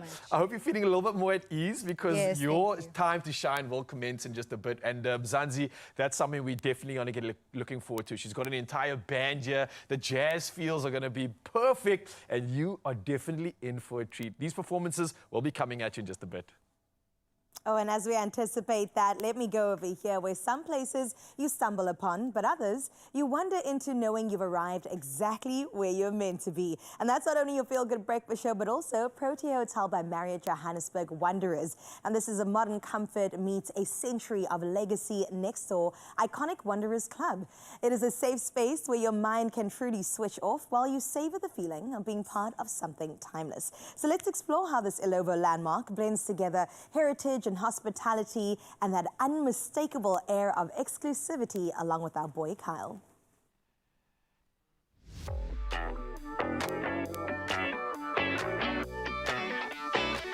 Whether you are hitting reset, sparking new connections, or just switching up that everyday groove, the Protea Hotel Marriott Wanderers is the perfect mixture of luxury vibes and that modern charm. Nestled in the heart of Ilovo, this place has all the right feels. Whether it's a mixture between big, bold bites, luxury comfort, and VIP access to the Wanderers Club, I'm ready to explore. Are you? Come along. My first impressions of the Protea Hotel by Marriott is that it's inviting, it's calm, it's warm. You can see for a pure fact that the Protea Hotel are always the creme de la creme when it comes to being the host with the absolute most. You guys have this place operating like clockwork, and the staff here are so exciting and always so inviting. What does it take to keep up the positivity and the team camaraderie? So I have two rules. First rule is constant communication. I like to overshare everything with the team and tell them what's happening. It empowers them to make decisions. It empowers them to be involved. My second rule is be kind. It's as simple as that. Be kind to your colleagues, be kind to our guests, be kind to everybody that you engage with, and it makes a positive environment for everybody involved. And tell me, what is on offer for any business travelers, or let's say leisure travelers, right here at the Protea Hotel? We've got a conference center just across the road that can accommodate up to 800 people. We are able to do a number of different setups in a variety of different shapes and sizes to really accommodate anybody who's coming through into the space. Then if you're traveling for leisure, we've got a beautiful swimming pool outside. You also will gain access as a member to the Wanderers Club for the duration of your stay. Of course, luxury doesn't just stop at the lobby doors, because staying at the Protea Hotel by the Marriott, one of the biggest perks of staying there is that you have direct access to one of Johannesburg's truest icons, the Wanderers Club. We're in our 137th year. So it's really about a community. We offer 16 different sporting codes, so really something for the whole family. Having the Protea Hotel by the Marriott right next door definitely brings in outside travelers and also local travelers into the Wanderers Club. How has this partnership proved beneficial for you guys? When you have teams coming up from all over the country or even internationally, we're able to host them here. So not just at our sporting facilities, but obviously at the hotel. They also have access to paddle, tennis, squash. I think one of the nice things about our paddle court is it's inside the precinct, so it's really nice and safe for people. You know, if they're staying at the hotel, they literally walk through the gate and they're here. We have everything on one site. The facilities we're constantly upgrading and maintaining. When visitors come to the club, we really want it to be an experience of them busy doing their conference and afterwards do something like a bowls. It's team building. There really just is a great vibe, I think. When you walk in here, you'll feel it straight away.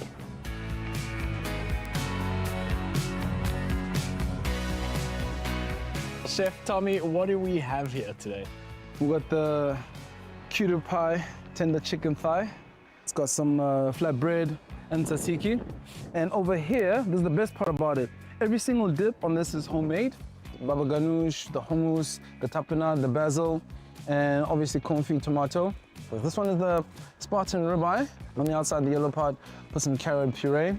And the inside, the brown part, that's 18-hour jus. I'm really proud of that. It's quite a process. In Europe, French, they like it with the steak. So I like my steak with jus. And I'm always going on about béarnaise au jus, béarnaise au jus. But I have a starter with a hollandaise and asparagus. So I figured béarnaise, because it's got hollandaise as a base, and it's definitely gonna work. Thank you so much, Chef. I'm gonna leave it to Kyle. Enjoy. From seamless stays to standout service, the Protea Hotel by Marriott Johannesburg Wanderers offers more than just a room. It offers a lifestyle. And whether you are the individual that's booking your next business trip, wellness re-break, or just a Joburg city break, this is the place that offers comfort and connection. So make sure you make this place your next home base the time you visit the City of Gold.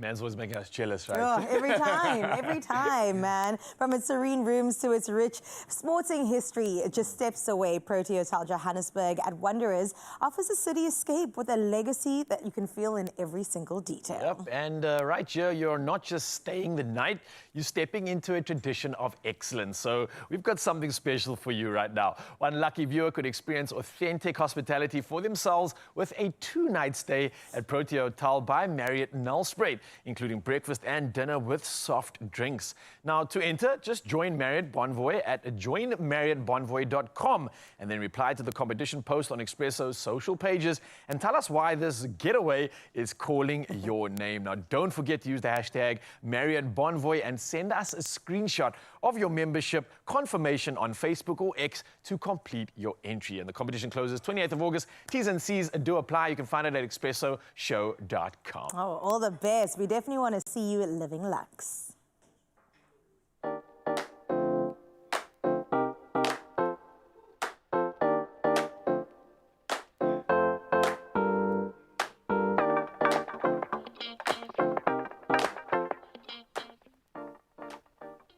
We're back in the kitchen to prep up our amazing Chevin dish. Chef, we've got our 3 elements, our crispy Chevin, we got our fennel jam or chutney, and we got our beetroot. And you said this is a pretty easy plate? Yeah, this is super simple. So this is the fennel chutney, and you can see it's gone like translucent and sticky. And we're just going to put a Cheese little bit of board, that. please, yeah. Okay, and then beetroots, which I've just glazed with a bit of olive oil. And then, that is the Chevin. And then I took a little bit of the beetroot, like the cooking liquid from the beetroot, and I just took a little bit of the juice from the fennel jam, and I made just a glaze with this. Consistency. Yeah. 1,000 Rand in a Cape Town restaurant. Oh, my crush just walked in. Hello. And then that's just a bit of fennel frong, and yeah. All done. And it's like... That looks so good. That looks so amazing. Come inside the kitchen. No, she's shy. Just come. It's fine. She's not going to talk. Come inside. You're my crush, guys. Good morning. Okay. Good morning. Hello. How beautiful is this dish? Stunning. Okay, Oh my gosh. you're not supposed to talk. You're just going to taste and give facial expressions. Oh, wow. Wow. I wasn't even here to know what this is. You can't talk. You're not allowed to talk. Just faces. Okay, now you gotta go. Chef, what a beautiful, beautiful dish. And I think we've plated it on this beautiful pink plate as well. It is literally spring in a plate. Don't go anywhere because we come back. We've got more coming up after the break with the Culinary Hotline Bling.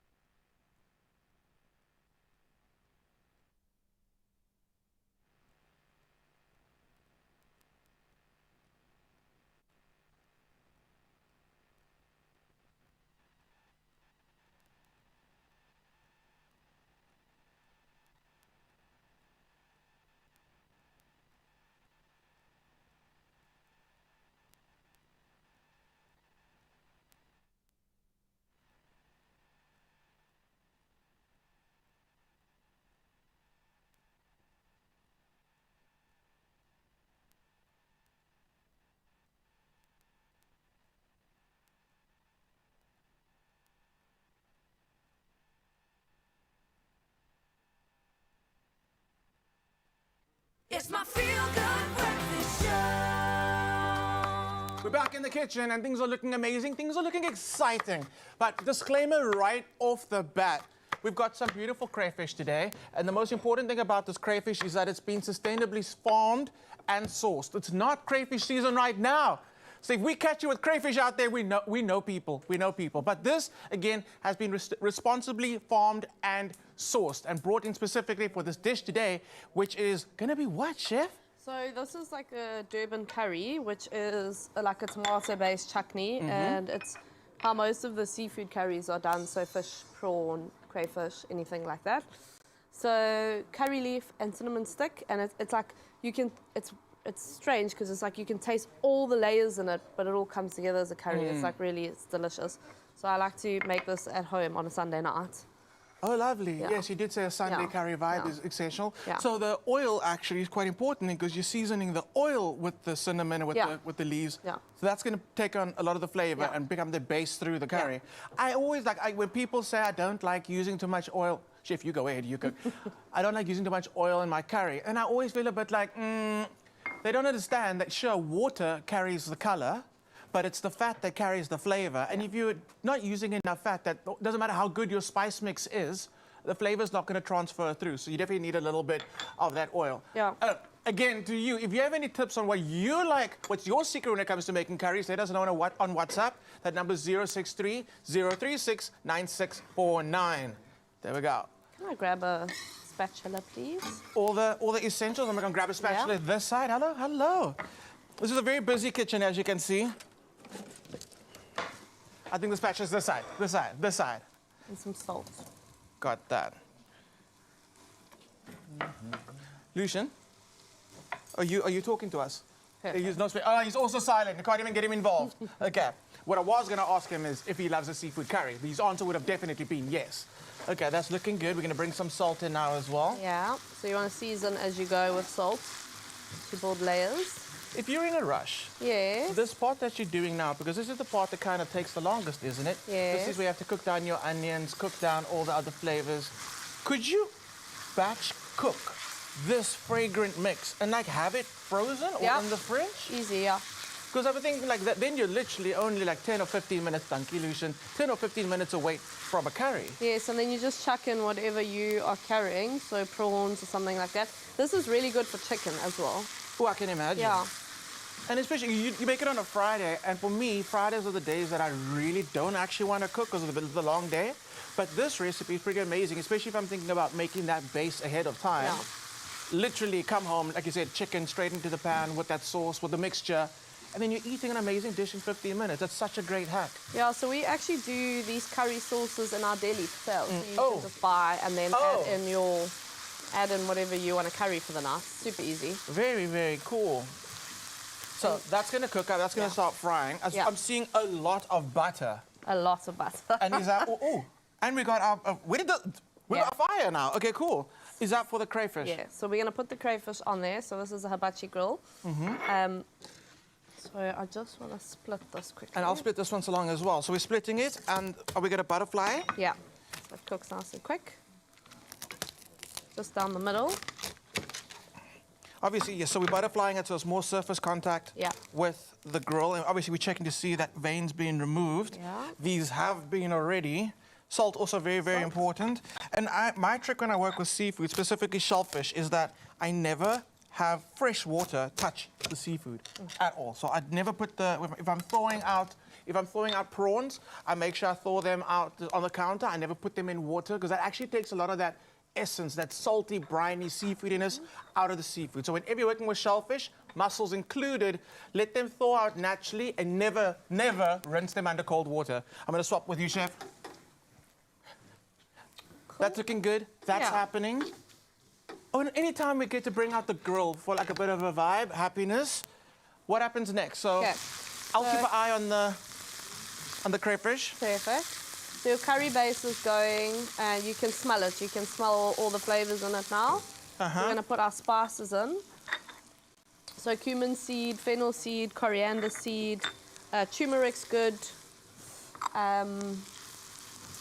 bit of star anise. Something's burning, but it's okay. It's okay. It's okay. It's a bit of fire.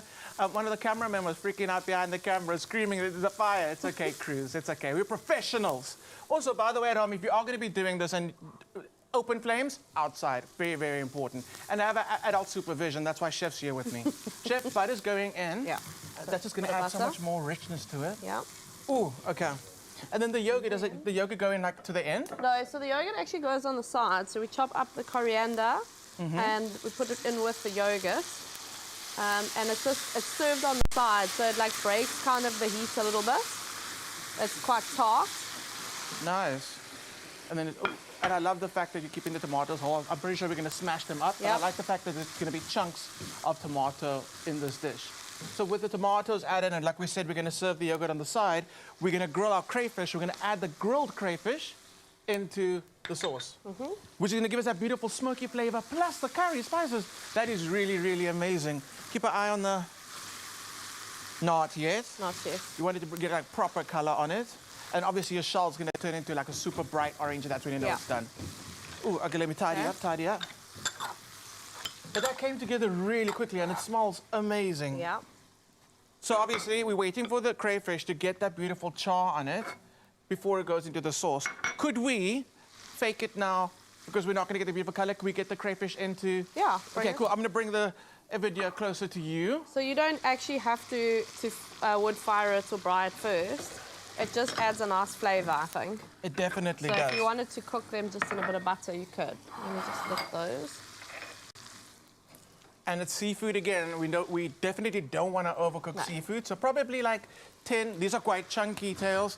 So I'd say 10 to not even 15. Not even. 10 minutes is more than enough. 8 to 10 is good. And this is a dish that you want to eat as soon as it comes, it's done. And I mean, what are you going to choose? I mean, I don't think this is a rice dish. I think it's got like hands. Your hands have to be involved. So I'm going to start a thing, but like roti. You need roti, yeah. Yeah, definitely. My mom makes the best rotis, like proper butter rotis. And the thing is, even though we're using butter, use the proper butter rotis. Just do rotis. Whoa. They're actually very easy, the butter rotis to make. Like, everyone thinks they're very difficult and a lot of work, but they're actually super easy. Oh my goodness. This isn't a dish that you would have every day. I mean, if I could, I would. I would. It is so Breakfast, lunch, and dinner. luxurious. But if you're looking for a dish to treat yourself, please go and check it out. And if you want to know where to actually get crayfish when it is in season, Woolies seafood counters do stock at times, on special occasions, so go and check it out. But chef, this is one sensational dish. It is smelling so good. Last steps would be for this dish, just a bit of a garnish and the yogurt on the side, like you said. And the yogurt on the side, yeah. I think I need to go in and taste that sauce, though. Even though the curries, the crayfish absorb as you're cooking. It's got some fire, just it's got a bit of chili. I can handle it. Famous last words. But the way that sauce has become so silky already, oh my goodness.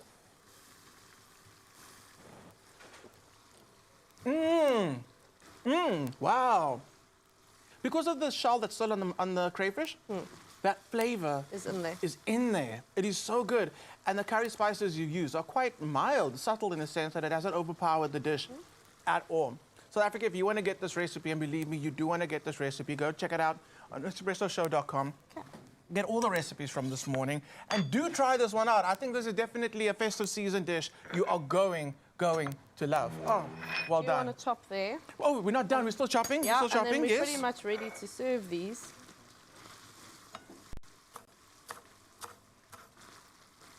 Can I do a sprinkle? Yeah. And I mean, I wouldn't even put that in a plate. I would take that just like that and put it straight on the table. Chef, that looks absolutely amazing. Thank you so much for joining us. Yeah, thank you for having me. Believe you found time in your busy schedule to join us. Thank you so much for joining us as well. And let us know what you want to see us do in the kitchen next week on the next Culinary Hotline Bling. Ding, ding, ding. Ding. Oh, now from one delicious dish in the kitchen, we've got a dish being served up right now in our studio, and that's in the form of entertainment because Kirsten Skippers is on the stage right now to perform Ferd Evelyn. Enjoy. 2, 3, and...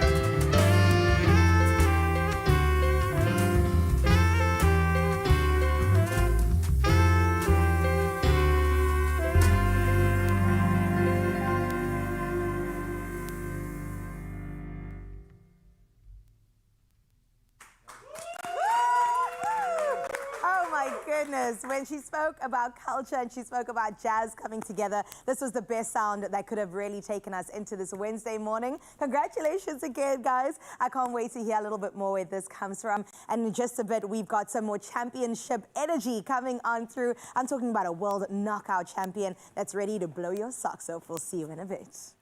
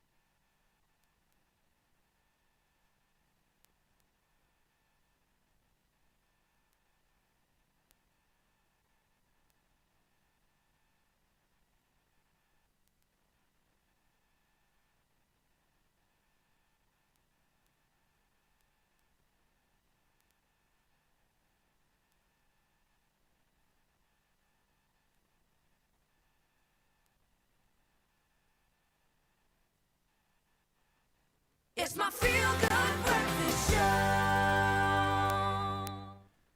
Hey, what's happening, Mzansi? Welcome back, your feel-good breakfast show. And I had to kind of like break the norm here to plug you in on something special because there is something incredible happening this Friday, and I want you to get your dibs on this one. So you need to buckle up. All the thrill seekers out there, I'm talking to you.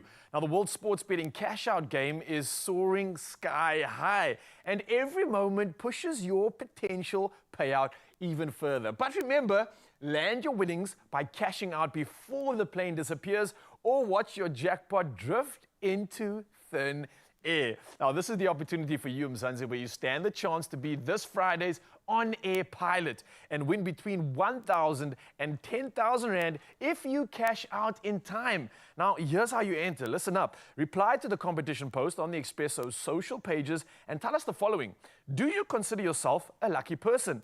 Tell us why or why not in the answer, and that's how simple it is. Now, don't forget to use the hashtag World Sports Betting in your comment. This week's competition closes on at, 10 a.m., and that's Thursday, the 21st of August. So definitely check out the T's and C's, which can be found at expressoshow.com.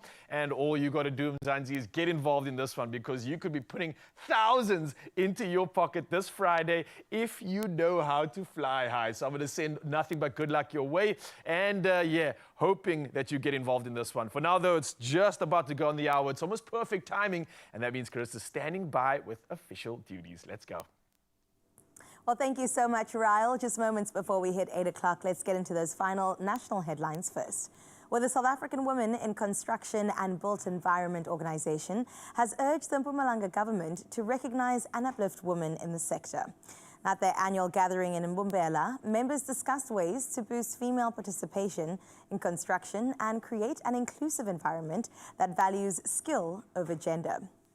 Sharing experiences of working in a male-dominated industry, the women emphasize they do not seek handouts, but equal opportunities to prove themselves and contribute meaningfully to economic growth as well as development in South Africa.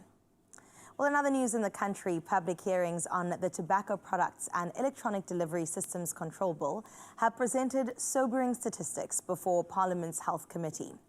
Now, stakeholders outlined that smoking remains a global health crisis, responsible for around 800 million deaths annually, a figure comparable to COVID mortality rates at the height of the pandemic. Now, the hearings emphasized the scale of premature deaths linked to smoking, while highlighting the importance of harm reduction strategies and effective tobacco control policies, and that is to safeguard public health both locally as well as internationally. Speaking about internationally, let's get into your news further afield, where Somalia has reported a sharp increase in diphtheria cases and deaths this year. Now, that's as health officials grapple with vaccine shortages and reduced aid.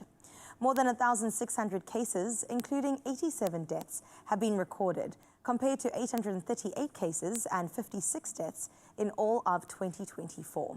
Now, the bacterial disease, which remains or which mainly rather affects children, causes breathing difficulties and swollen glands, but is preventable with immunization.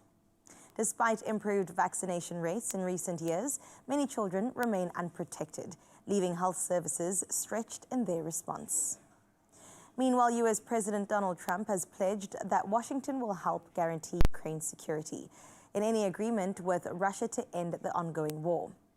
Now, the assurance came during a White House summit with Ukrainian President Volodymyr Zelensky and European leaders, held in a notably friendlier atmosphere than earlier meetings. Now, Ukraine also announced plans to purchase U.S. weapons worth 90 billion rand. While Trump has spoken to President Vladimir Putin about possible talks, doubts remain over whether Moscow is willing to negotiate peace. Let's close off your news for today with a feel-good story out in the London Zoo, home to 4,000 animal species. We're buzzing this week as more than 10,000 creatures lined up for the annual weigh-in to monitor their health as well as their well-being. Now, taking center stage was Priscilla, a 30-year-old Galapagos tortoise who plodded proudly onto the board scale like a star on parade, happily lured by a crunchy lettuce snack. Now, she shared the spotlight, among other, with capybaras, Humboldt penguins, and a troop of playful ring-tailed lemurs. While tiny Darwin frogs, barely 2 grams, reminded everyone that small surely does count too. Now, each entry goes into a global database, making the weigh-in London Zoo's most adorable check of the year. That is where we leave your news for today. On that feel-good note, let's get into your final sporting highlights with Rao.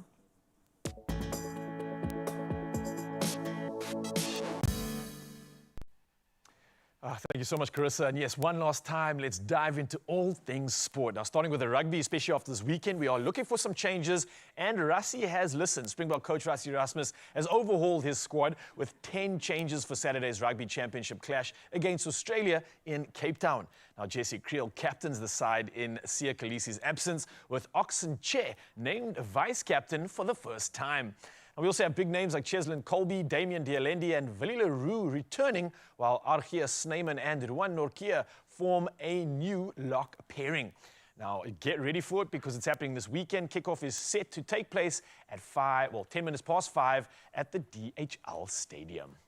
Well, we move to football next, and Gaston Serino netted his first goal of the season to hand Kaizer Chiefs a 1-0 victory over Richards Bay at FNB Stadium. Now, the win stretched Amakosi's unbeaten start and marked their third successive triumph, keeping them second in the Betway Premiership table. Now, with new signings looking on, the Glamour Boys also maintain their perfect defensive record, yet to concede a goal this campaign. Now, we move to cricket next, and the Proteas are doing some good things indeed. Kashev Maharaj produced a career-best 5 for 33 to fire the Proteas to a commanding 98-run victory over Australia in the first ODI at Kazali Stadium. Now, chasing 297 runs, the host crumbled from 60 runs for 1 wicket to 89 runs for 6 under the left-armer's devastating spell, and all before folding for 198 runs. Now, Captain Mitch Marsh battled with 88 runs, but his resistance wasn't enough as the Proteas seized a 1-0 series lead. Well, for our last report in the world of sport, we move to motorsport in action, and Oscar Piastri will have a grandstand named in his honor at next year's Australian Grand Prix. And it's a tribute that the McLaren star described as surreal. Now, the Piastri grandstand will overlook the pit lane at Melbourne's Albert Park, joining tributes to legends like Jack Brabham as well as Daniel Ricciardo. And the 24-year-old home favorite currently leads the drivers' standings with 284 points, just ahead of teammate Lando Norris with 10 races remaining. Well, that's an official roundup of all things sport. We are going to be diving into a sporting superstar in just a bit. But for now, though, we carry on the headlines, and traffic's up next, and Carissa's got the latest.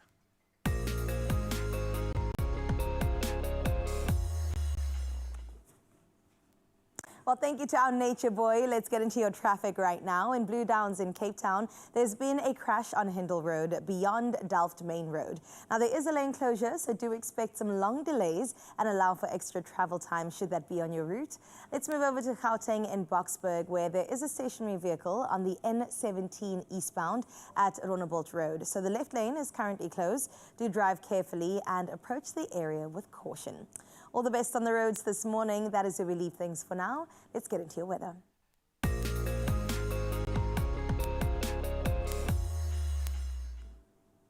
Well, in environmental news this morning, Eskom has launched its first renewable energy offtake program, a major step in shifting from coal to a cleaner energy mix by the year 2040. Now, the initiative invites large power users to procure solar capacity through long-term agreements at Eskom-owned renewable sites, helping businesses cut emissions and align with global sustainability standards.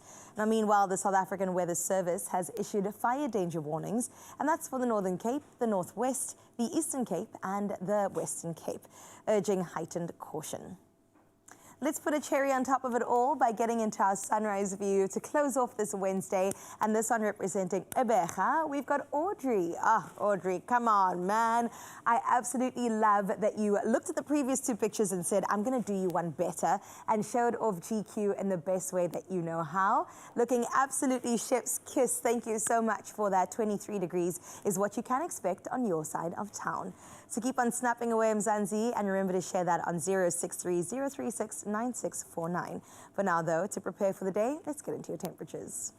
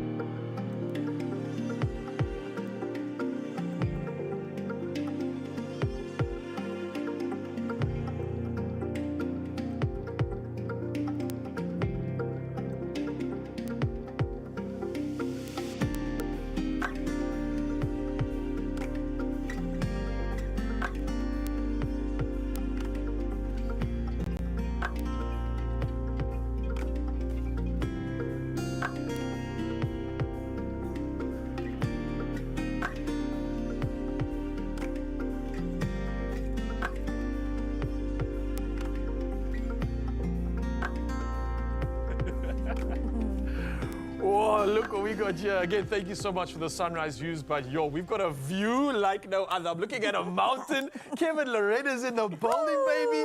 And that means you need to feel for your life because he might just come at you. How you doing, bro? Good. It's good to be here. It's good to be on the show. Can Always. I officially shake your hand? Please don't hurt me. Oh, Hey, careful now, careful now. Jeez, I don't even know your own string. But listen, there are so many incredible conversations we need to have with this man. We need to catch up on everything. You got a title that you've just claimed. You've had weight divisions. You've done so much with your body, and I can't wait to find out about it. But more importantly, how are you doing? You know what? I'm good. Obviously, 4 weeks ago, I fought at Wembley. Didn't go my way. Yeah. But prior to that, we won the Bridgeweight World title. But at the end of the day, that's sport. You know, you win, sometimes you learn.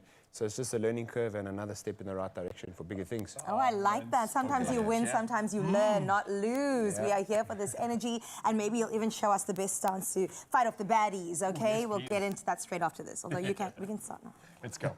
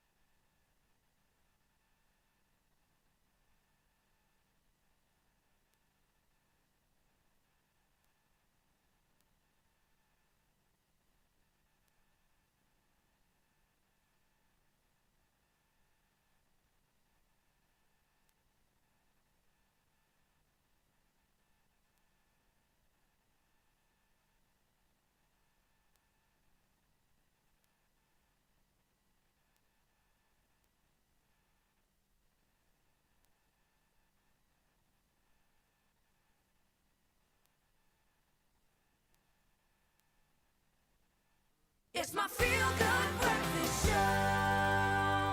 Welcome back. It is your Feel Good Breakfast Show, and we're about to make you feel real good this morning. We're stepping into the ring with none other than Kevin Lerena, proudly known as the KO Kid there on the streets. He's not just South Africa's boxing pride, but also a history maker, becoming the first African fighter to hold the WBC Bridgerweight Championship, a division introduced in 2020, sitting between cruiserweight and heavyweight. Yeah, this man's doing crazy things here, just putting his body through the most.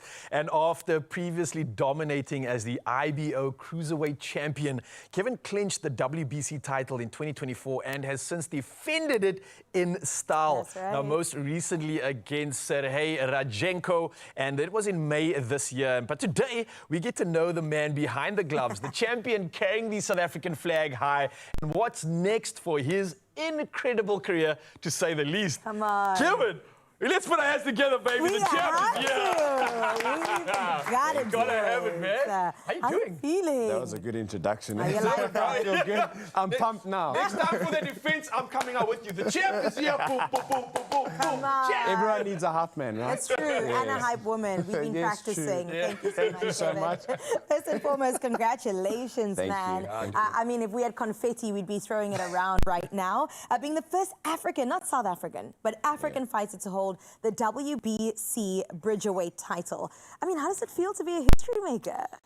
You know, it's amazing. But when I started my career, I always said that's what I set out to do. I want to be the person who defied the odds, known for defying the odds, you know. And having said that, the first WBC Bridgerweight World Champion, but the third ever South African WBC World Champion across all weight divisions. Prior to me was the late Dingaan Tobela and Sugar Boy Malinga. So just to be mentioned amongst those names, for me, that's surreal, because those are guys that paved the way for me. Right. You know what I mean? And now hopefully I can pave the way for some other young fighters to carry the flag and to be bearers of the torch and become WBC World Champions. Dude, you've already done incredible things for the country when it comes to the sport as well. And there's so many youngsters that mention your name that are looking up to you. So thank you for that. But also thank you for creating a brand out of yourself. We call you the Knockout Kid, the KO Kid, bro. And I think for people that have been living under a rock, where does this fighting spirit, the tenacity, and the KO Kid actually really come from? You know, somebody asked me the other day, they said, so what name are you going by? Is it the KO Kid? Is it Two Guns? And then I stood up and I said, you know what? I'm actually just Kevin. I'm no superhero. You know, people give you these names, or the commentators, presenters give you the names when you're coming up through the ranks. But at the end of the day, I'm just me doing my job and doing what I enjoy. And that's why it's actually not my job. It's something that I enjoy, so I don't have to work a day in my life. And I think when I hang up my gloves, it's going to be really sad, because then I have to go to work. Yeah. I'm going to have to do something. You're going to have to get your hands a bit dirty. Yes. Oh, my gosh. But no, boxing's been good to me. I'm very blessed. Oh, we are blessed to see you box. I mean, it's such an incredible thing that you are really putting a spotlight on, because I think it was almost a little bit niche before, where now more eyes are turned towards seeing your fighting spirit and watching the games. So your most recent outing at Wembley saw you face Lawrence Okoli. That's right, eh? Moving up to heavyweight. So tell me a bit more about that and how that sort of affected you, I guess, emotionally, physically, mentally. You know what? I didn't get the victory. And I'll stand by that. And this is not fight talk. This is just me being honest. I think if I had to fight him 10 times, I'll beat him 7 times. He got the better of me on the night. I lost on points. It just wasn't my night. I was completely off. But it was just another massive moment, you know, to be co-main event. Daniel Dubois versus Usyk, so co-main event at Wembley in front of 97,000 people. For a South African, like Rikus is carrying the flag, you know, in terms of boxing and combat sports, I'm doing my utmost best to be a flag bearer and to carry the flag for South African boxers and to take South African boxing to the rest of the world. Had I got the victory, we'd be in a lot more different position now, but I'm still the Bridgerweight World Champion. I just dared to be great. I went up to heavyweight to fight for the WBC heavyweight silver belt, because I want to become a 3-weight division world champion. That's my goal. Cruiserweight, Bridgerweight, then heavyweight. You know, it's not easy, but I think I'm not really yet at the tail end. I'm not ready to hang it up yet. So let's give it another couple of years and see if I can become a heavyweight world champion. That will be the cherry on top for me. I love that you said you dared to be great, because it does. It takes a certain audacity to believe in yourself and really put yourself out. But also to dream the way this man's dreams. It's not like I want one title. I want give me 3. Different divisions. It takes like different physical specimens to achieve this. If you talk about boxing greats, right? if you talk about all the guys, you know, you have your Floyd Mayweathers, you got your Roberto Duran's, Brian Mitchell's of the local side, Dingam Tobelas. But when you talk boxing, you talk Mike Tyson, Holyfield, Muhammad Ali, Usyk. Those are all heavyweights. Yeah. That's my division. And it's not my era, but it's my division right now. So if I could get the fact that I lost to Daniel Dubois for the heavyweight world title in 2022, and now a full 360, we came back and we got another opportunity. So I always said, I said to my team, I said, once more to the mountaintop. Sure. And this time when we get to the top and we summit, we need to win that heavyweight world title. Oh, I love Manifestation station is going to happen. I can't wait. I think your mindset is something that I absolutely appreciate because the way you see every opportunity, the way you see every situation, it's information. It's something you can learn from, and it's experience. You always take in the positives out of it. Can we talk about something that we're still struggling to find positives? The Drickers fight that happened on the weekend, man. Being a fighter yourself, what's your take on the fight? What do you think is the kind of like the lowdown on everything that went down? Because you have a unique perspective on this. Yeah, I think firstly, it's a disclaimer, I'm not an MMA fighter, so these are my views and my opinion. But having said that, you know, we've got to first give credit to what Drickers du Plessis has done for us as a nation and for us within the combat sports industry. He's carrying the flag and taking it beyond measures. Having said that, look what he's done up until now. It's phenomenal. Yeah. He just went in there with a guy who's an elite wrestler. So now everybody says to me, but why didn't he do this? But why didn't he do that? At the end of the day, it's a fight. You either win or you lose, or there's that small percentage of a draw. It wasn't his night. Is he going to bounce back? Most definitely. You know, are we licking our wounds as South Africans? Most definitely, especially after the Springboks lost too. Most definitely. But at the end of the day, this is a fighting sport. This is combat sports. You know, you either win or you lose. And I think a lot of people have said to me he's going to have to get in certain sparring partners to mimic Hamzat's style. I said, you got it all wrong. You're never going to get a guy who's going to get you to the level to fight or wrestle like that man. That man's been wrestling since this age. You got to take your strengths and exploit his weakness without allowing him to use his strength. And Drickers is a phenomenal striker. He's strong. He's one of the strongest guys. I mean, he's a very good friend of mine. He's one of the physically strongest guys that I've ever dealt with. Kevin's saying that, then you must know. No, he's strong. I mean, he walks around at 102 kilograms and he fights at, I think it's middleweight, which is like 86 or something like that. So there's a lot of weight cuts. So you can imagine how strong he is for that division. But then again, he's not going to get on the level of a Kamzat in terms of wrestling, but people don't appreciate it, and I see this as a fighter. It's like almost in a fight when you go the distance with one of the best in the world and you don't get knocked out. That's an accomplishment on its own. He never got submitted. How good was his submission defense? No one talks about that. And being put in those positions the way he did and still handling And he didn't get submitted. Maybe with a changing game plan, it could be a better night for Drickers, but he's going to come back, he's going to bounce back, but people need to just appreciate what he's done for us as a nation, and that's why I see it. I like the way he talks. He can stick around. In fact, he's going to stick around. Kevin and Raul are going to go head-to-head in a bit of a demo. It's going to be fantastic. Raul, go on off, please. Go enjoy. And this is the only context that I say let the boys be boys, because Kevin, you can go join him in the demo area over there. We can't wait to get into something good. Listen, if you want to fight like a world champion, then you have to stick around right here on your Feel Good Breakfast Show, because it's about to go down. Yep, we're already here, and I've been handed the gloves, so nervous is an understatement right now. But listen, we're going to have fun here. Obviously, it's not often that we get time with the champ, so we want to make the most of it. And hopefully, we can learn a few moves or two, get us into a position where we are able to understand what it means to fight, but maybe just to protect ourselves as well. So giving us the strength to be strong within our own bodies is something I'm looking forward to. And then maybe you can add some technique. Yeah, help me out here, bro. What do I do? Just pop your hands in. All right, got that. Gloves on, switch on. Yo, this is like a moment, bro. Kevin's putting gloves on me.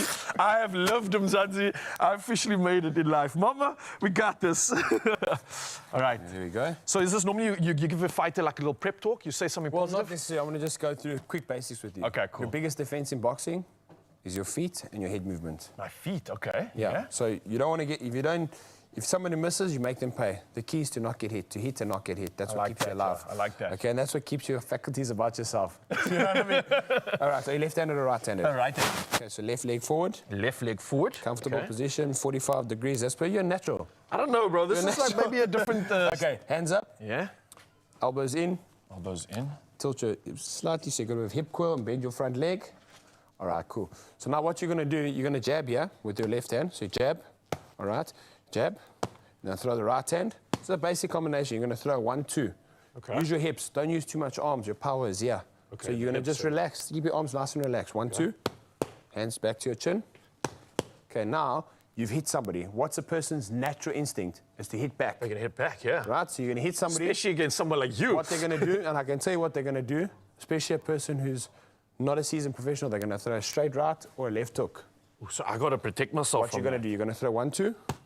They come back, you throw straight right, you move your head off the line, there, and then they're going to throw a hook, you get under, duck.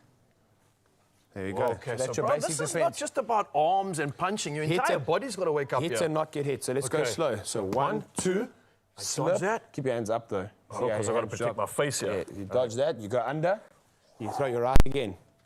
Hit and not get hit. That's what pays the bills essentially in boxing. Okay, that's how we do it. Okay, so we've got to string this together and try to concentrate at the same time, right? Okay, so don't lean back though. So when you slip to the side, you want to be everything in a strong position because if you do this, you're off balance.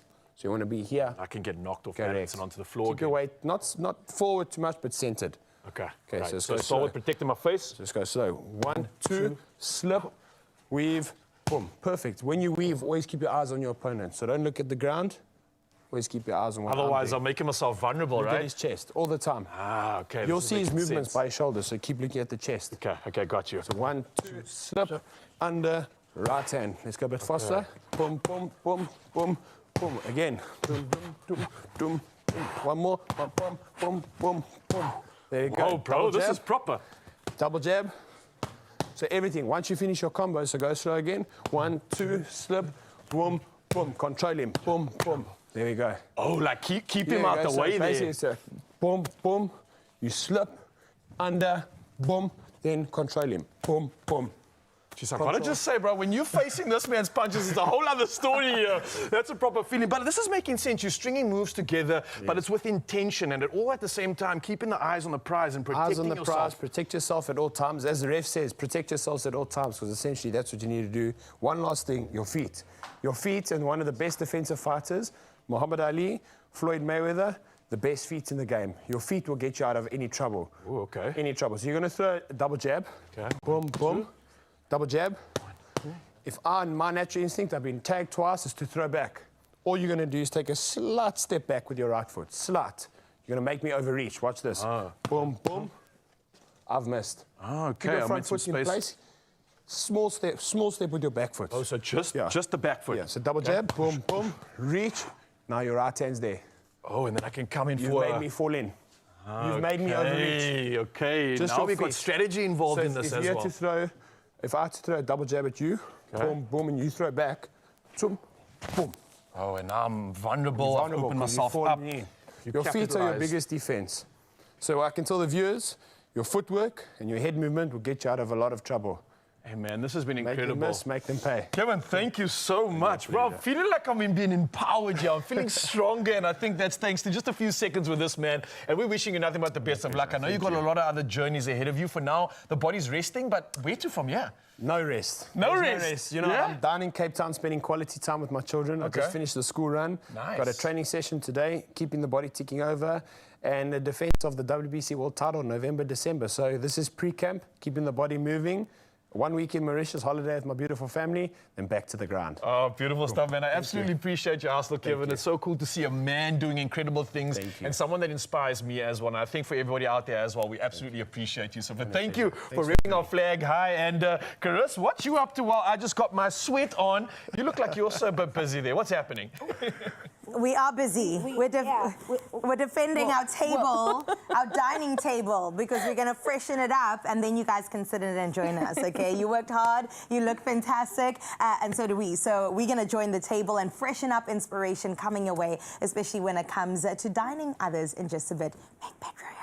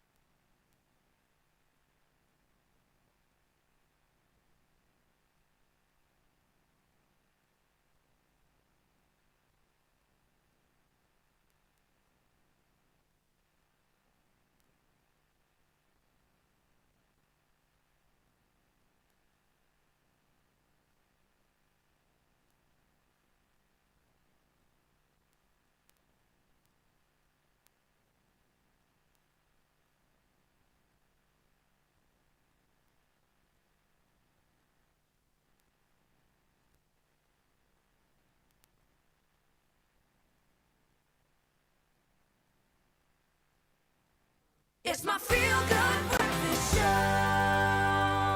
It's your Feel Good Breakfast Show, Expresso, right here on S3. So right now from fighting, we're moving on to feeding, and it's all about eating around a good table. From timeless classics to trend-forward styles, we know that our friends over at Woolworths bring us fresh new dining inspiration that will make every meal feel like an elegant celebration. Now, homeware stylist and one of our favorite girlies, Meg Pedro, is back to show us how we can elevate how we dine. Meg, welcome back. Thank you. This looks gorgeous. It almost gives spring. I was going to say, yes. We are ready to channel Done. the season. We are. All right. We all know that hosting requires a lot of overwhelm, a lot of anxiety, but also a lot of really good memories between your friends and your family. So when it comes to putting something together, what do you really consider? In terms of inspiration, where are we going? What are certain things we have to bear in mind? We are creating a mood at the end of the day, right? Yeah. Your dining room table often sits in quite a focal point of your home. It does. So creating a moment that your guests can walk in and just be, wow, okay, I feel calm, I feel excited. It's going to create some beautiful conversations, beautiful memories, turning that meal, that ordinary meal, into a beautiful memory. Right, because you go, oh, it's just pizza. It's not just pizza. It's not just pizza. We're stepping it up and It's making a it spring special. pizza party. Oh, it's a spring pizza party. Am I invited? Can I come? Okay, perfect. When it comes to the decor, I'm obsessed with the setup. Please talk me through it. Okay, beautiful. So I absolutely love color palettes, right? Like I work from color palettes, and I think in decor, we work with the 3 rules. So 3 colors are always a great way to start if you kind of, and I would always include white and maybe a neutral in that, and then you pop it with a blue, a green or something. So here, sage is all the rage, Love it. For spring, I mean, what do they say in Devil Wears Prada? Groundbreaking. Groundbreaking. But it really is, because, I mean, how stunning is the sage? And you get it in the most beautiful different textures. So here in the tablecloth, I mean, that stripe, it just is such a focal point. It's such a gorgeous little detail, but it's not overwhelming. So imagine this, you know, you lay it out on a picnic. You lay it out on your table. It's not overwhelming. Something like that is so beautiful. And then, I mean, the cutlery. I didn't even see those. Exactly. Wow. Okay, we're going kind of camo here, but like, you know. Yeah, in so the this best is way. how stunning. This is the vintage range. I love it. Dishwasher safe, that's all you need to know, which is my personal favorite, right? But then if we go into, okay, let's have a moment. Please, let's have a moment. Okay. This is called the pillow range. Perfectly descripted. Stunning, right? And how stunning when they are layered. Which, again, design and decor layer, right? Because, again, it's just that added extra detail. And these are all sold separately, which is actually perfect because you can decide, you know, I really want the dinner plate, I really want the bowl, but layering them, how stunning. And then you've got the serviette that also complements the napkin rather, complements the tablecloth. And we've done 2 different ones, which you can see. So we kind of played around with a bit of a texture in the bowl. And you often see that we do that around the Christmas or Easter time because we put an Easter egg or we put a little name tag or something in there. So create some interesting points, which is so great. And then the napkin here that, you know, goes beautifully with our tablecloth. But then again, with textures, I always talk about that, you know, we always talk about that. And the placemat, I mean, this woven detail, it's that stunning, like, neutral, natural element, and natural elements all the Always good, bringing the outside in. Completely. It's so calming. But again, it creates that, like, point of detail, and it's doing so much effort without Doing effort. a lot. Doing a lot without a lot, really. And then what is absolutely beautiful, okay, I'm going to speak about these glasses. So this is the bubble range. This is the goblet, and I always say when you're setting for glasses specifically, always have a water glass and always have a fun glass. So a fun glass, I love that. You can decide what you put in here, but I think it's always important. And again, it's such a great layering moment. So this is called the smoke, okay? How stunning is this colorway? I love that colorway. This is a beautiful smoke colorway. We've got the gorgeous green. Yes. And then the amber. That's what I was going to ask you about. How stunning. I love And you can see the amber. little bubbles in these. Yeah. What I would suggest with this, though, don't put it in your dishwasher. Okay. I really think, and don't soak it. It really is not something that you want to. It's so delicate. Yeah. So just a really damp cloth, just wipe it. Perfect. Oh my God, I mean, everything looks so good, including the pizza, but that's not even the highlight because everything else complements it so well. I'm noticing there's a board like right in the center of the table as well. And I love that it's not just a chopping board or a cheese board. We've used it as a display item. So tell me more about this. So when you're doing design, especially in a table, please do practicality along with styling, because it really makes the added difference. You don't want to put stuff on your table that does not make sense. So put things on your table that you're going to use, but also is so stylish and also serves a purpose. So this is the acacia. So the acacia, there's quite a range at Woolies, which is absolutely amazing. It is water resistant. So, you know, you can do a little spritz, you can spritz some grapes, you can do like a beautiful cheese board, you can do so much to it, which is amazing. It's dent proof. There is a whole range of things that it does.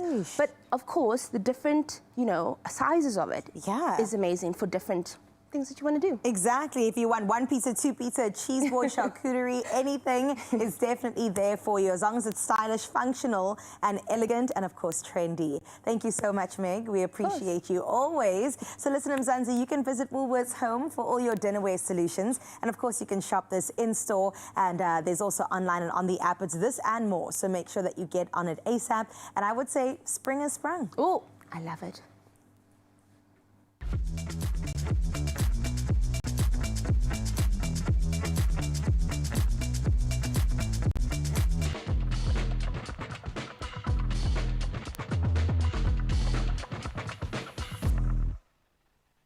Yeah, spring has officially sprung. Our table is sorted, and now we need to do the rest of our shopping. And I think Woolworths recently launched their all-new Tiger Valley flagship store. Now, it's a reimagined store experience designed around the customers with a focus on human connection and hyper service. So these are the spaces that are housing everything from fashion to beauty, home and foods, and it's all seamlessly integrated in a space that's easy to navigate and a pleasure to explore. Now, our very own G-Man was there to report back on all the incredible action. Let's take a look.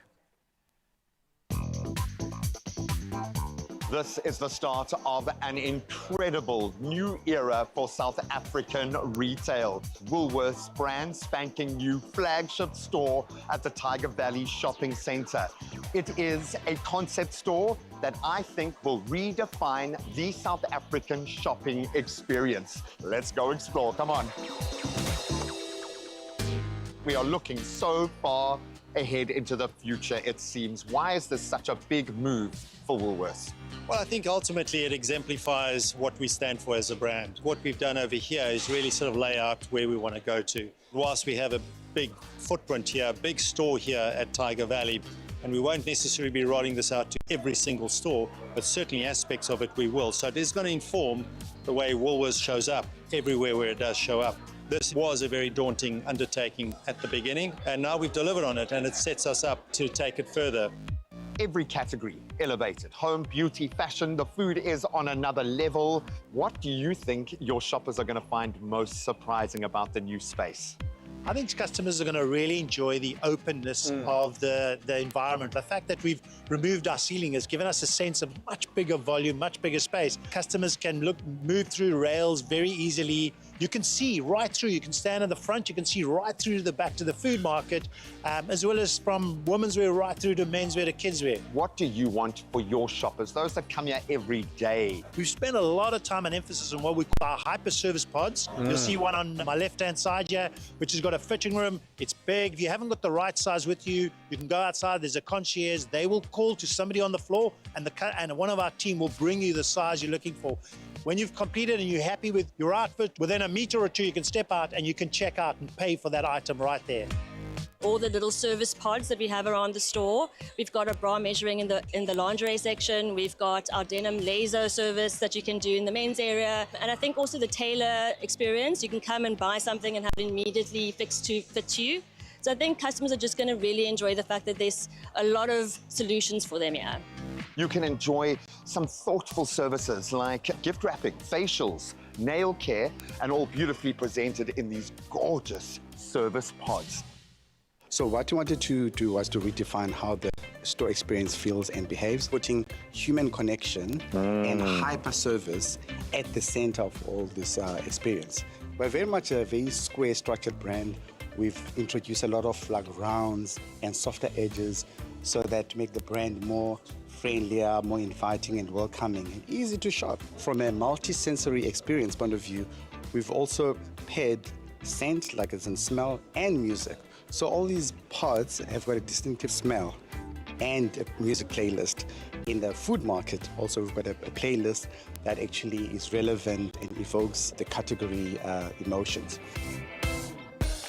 When we say a shopping experience completely reimagined, what do we mean?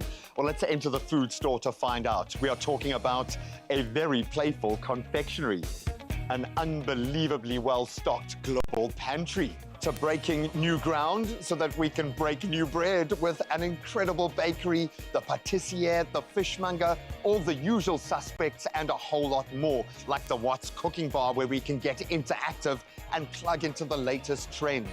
The best part about the Woolworths food store, there is literally a taste test or an expert and some advice around every corner. Just don't come here hungry. There is a buzz here today, which is amazing. The food offering a big part of it. How have you found people's reactions to the little taste test today? It's been fantastic. Seeing so many people so excited about what we can do with Woolworths product is, just a testament to what we do as a business. And my job's simple. I just have to put it all together and let people taste it. My job is even simpler. I just have to eat it, dude. So let's do a little taste test here. Here is some sushi rice. It's already pre-done, sticky rice, 90 seconds in the microwave. And we've got a sweet soy ponzu sauce, spring onion, and then we've got some dry aged beef, which from the butcher counter next door. Here we've got one of my favorite products, these Bella Zoo products, just everything right now. Truffle and artichoke, and I've just stirred that through a mashed potatoes. And we've got sirloin of beef. And then here, a little hack for you. This is a rainbow trout pate. So what we've done is we've just paired that with a cos lettuce, a baby gem, which is nice and crisp and bitter. So you've got the crunch, and then you've got this wonderful pate that's got on top. We've got some trout caviar and some dill. And really, my job has been that simple. There is a lot to experience here. What do you want your shopper to get out of your space? So, Graham, we're actually in the long life aisle. If I actually walk you around here, if you look at the environment now, what is our difference? Our difference is there. This is actually honey that is badger friendly. Now, this is a very instant difference that our customer can get, but she knows what she's paying for. This area for us is a very important area from a nodal point of view. So we know there's a very demanding customer in this node, As we walked into the store today, what was the first thing that you've seen? Flowers. Why? This customer, she wants a locally grown product when she enters. Then on her left-hand side, what? Bakery. This customer is more demanding of a bakery. And also this store here will have a patisserie because our Tiger Valley customer loves her dessert and she loves her cake. The thing that stood out for me today is, of course, the food, the incredible, widest selection of food I've ever seen. I don't know where to start. I've been tasting just about everything, but it's been so amazing. How do these broader trends, the shift in the bigger picture, informed how you've set this up?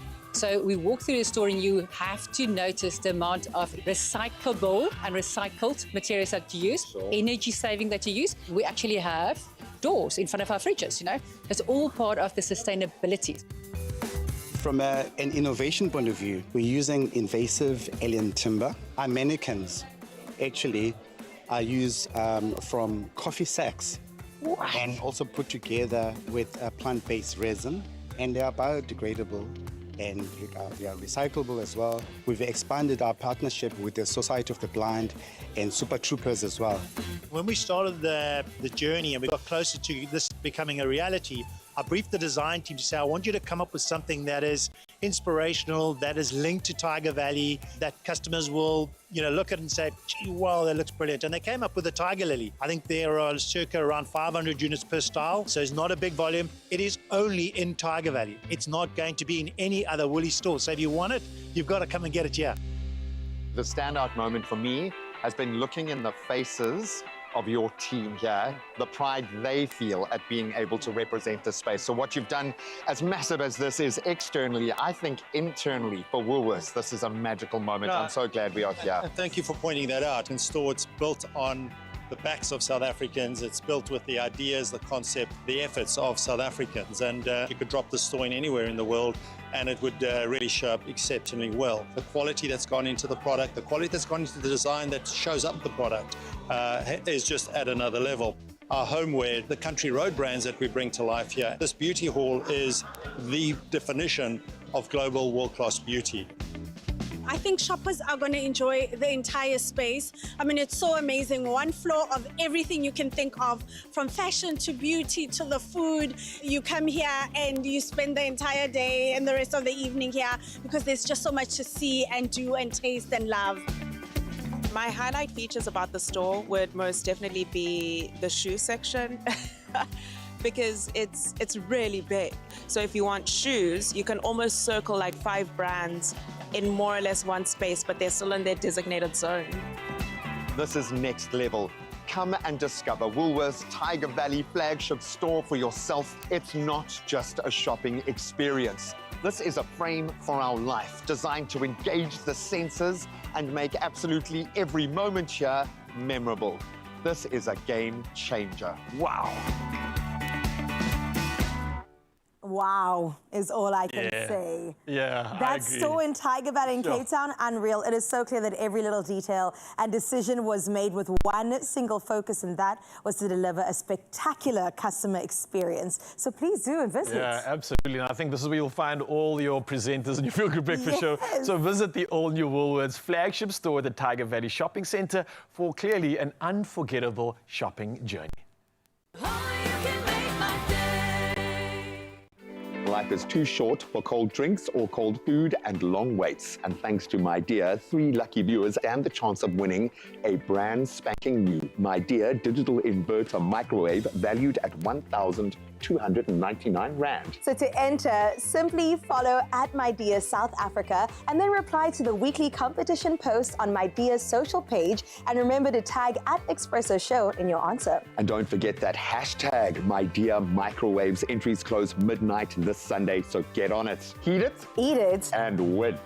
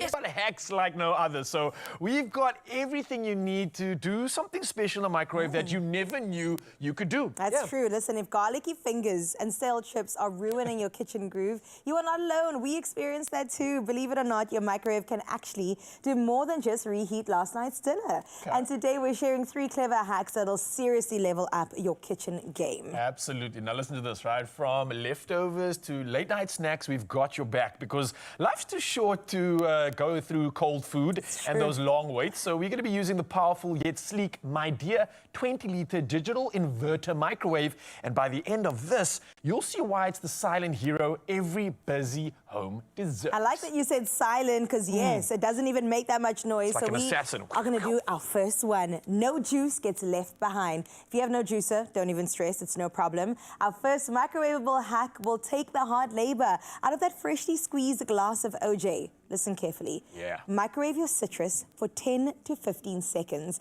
It's just going to soften the pulp, release the juices. So let's get into it. I'm going to open on to see this actually happen.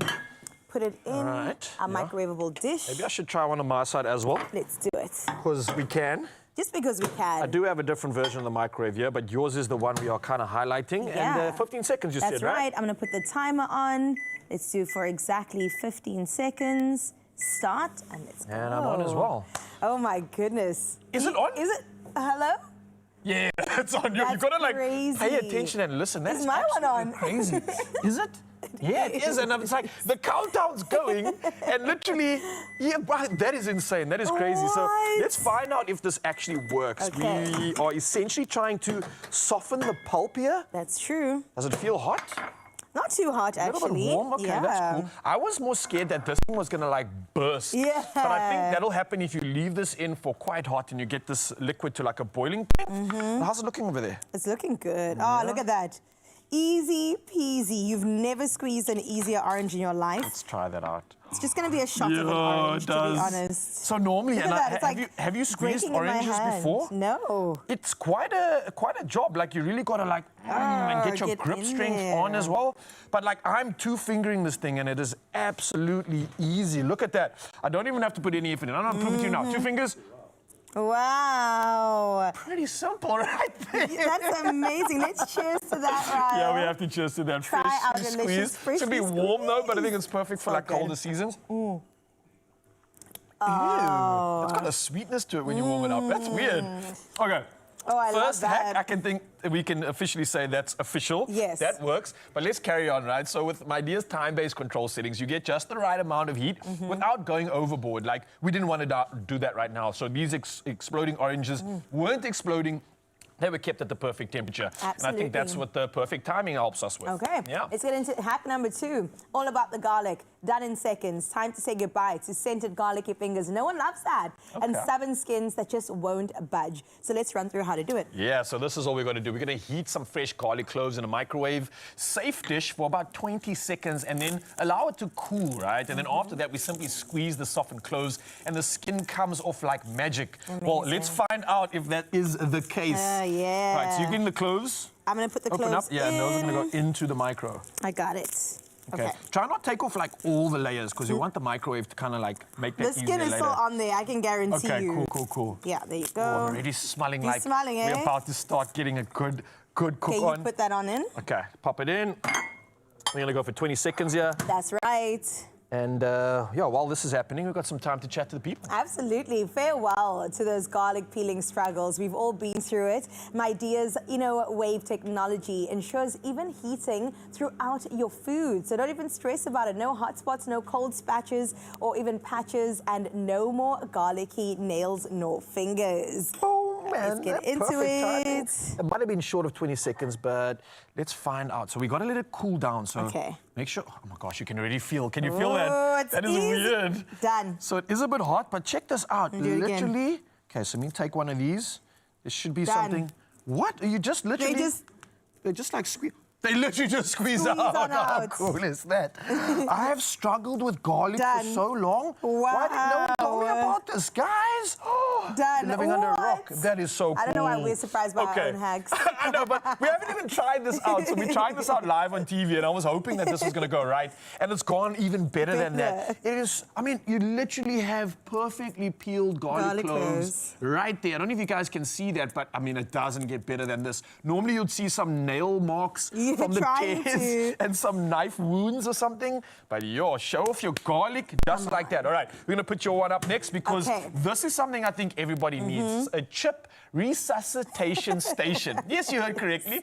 And I think unless you're the snacker who can finish a big bag on your own, chips that have gone soft are a national tragedy. But don't toss them away because you can now revive them. Oh, I love you that. Heard correctly. Bring them back to life. So how do we do this? Okay, so you basically take a paper towel and you've got to spread your chips all over it and then microwave them in 30-second bursts. You don't want to leave it on for 5 minutes. It's going to burn because it is oil-based. So all you have to do, these ones are a little bit actually stale. a little bit stale. Don't even have the crunch in them. Yeah, okay, so then put them out there. Yeah. And then we go in with them.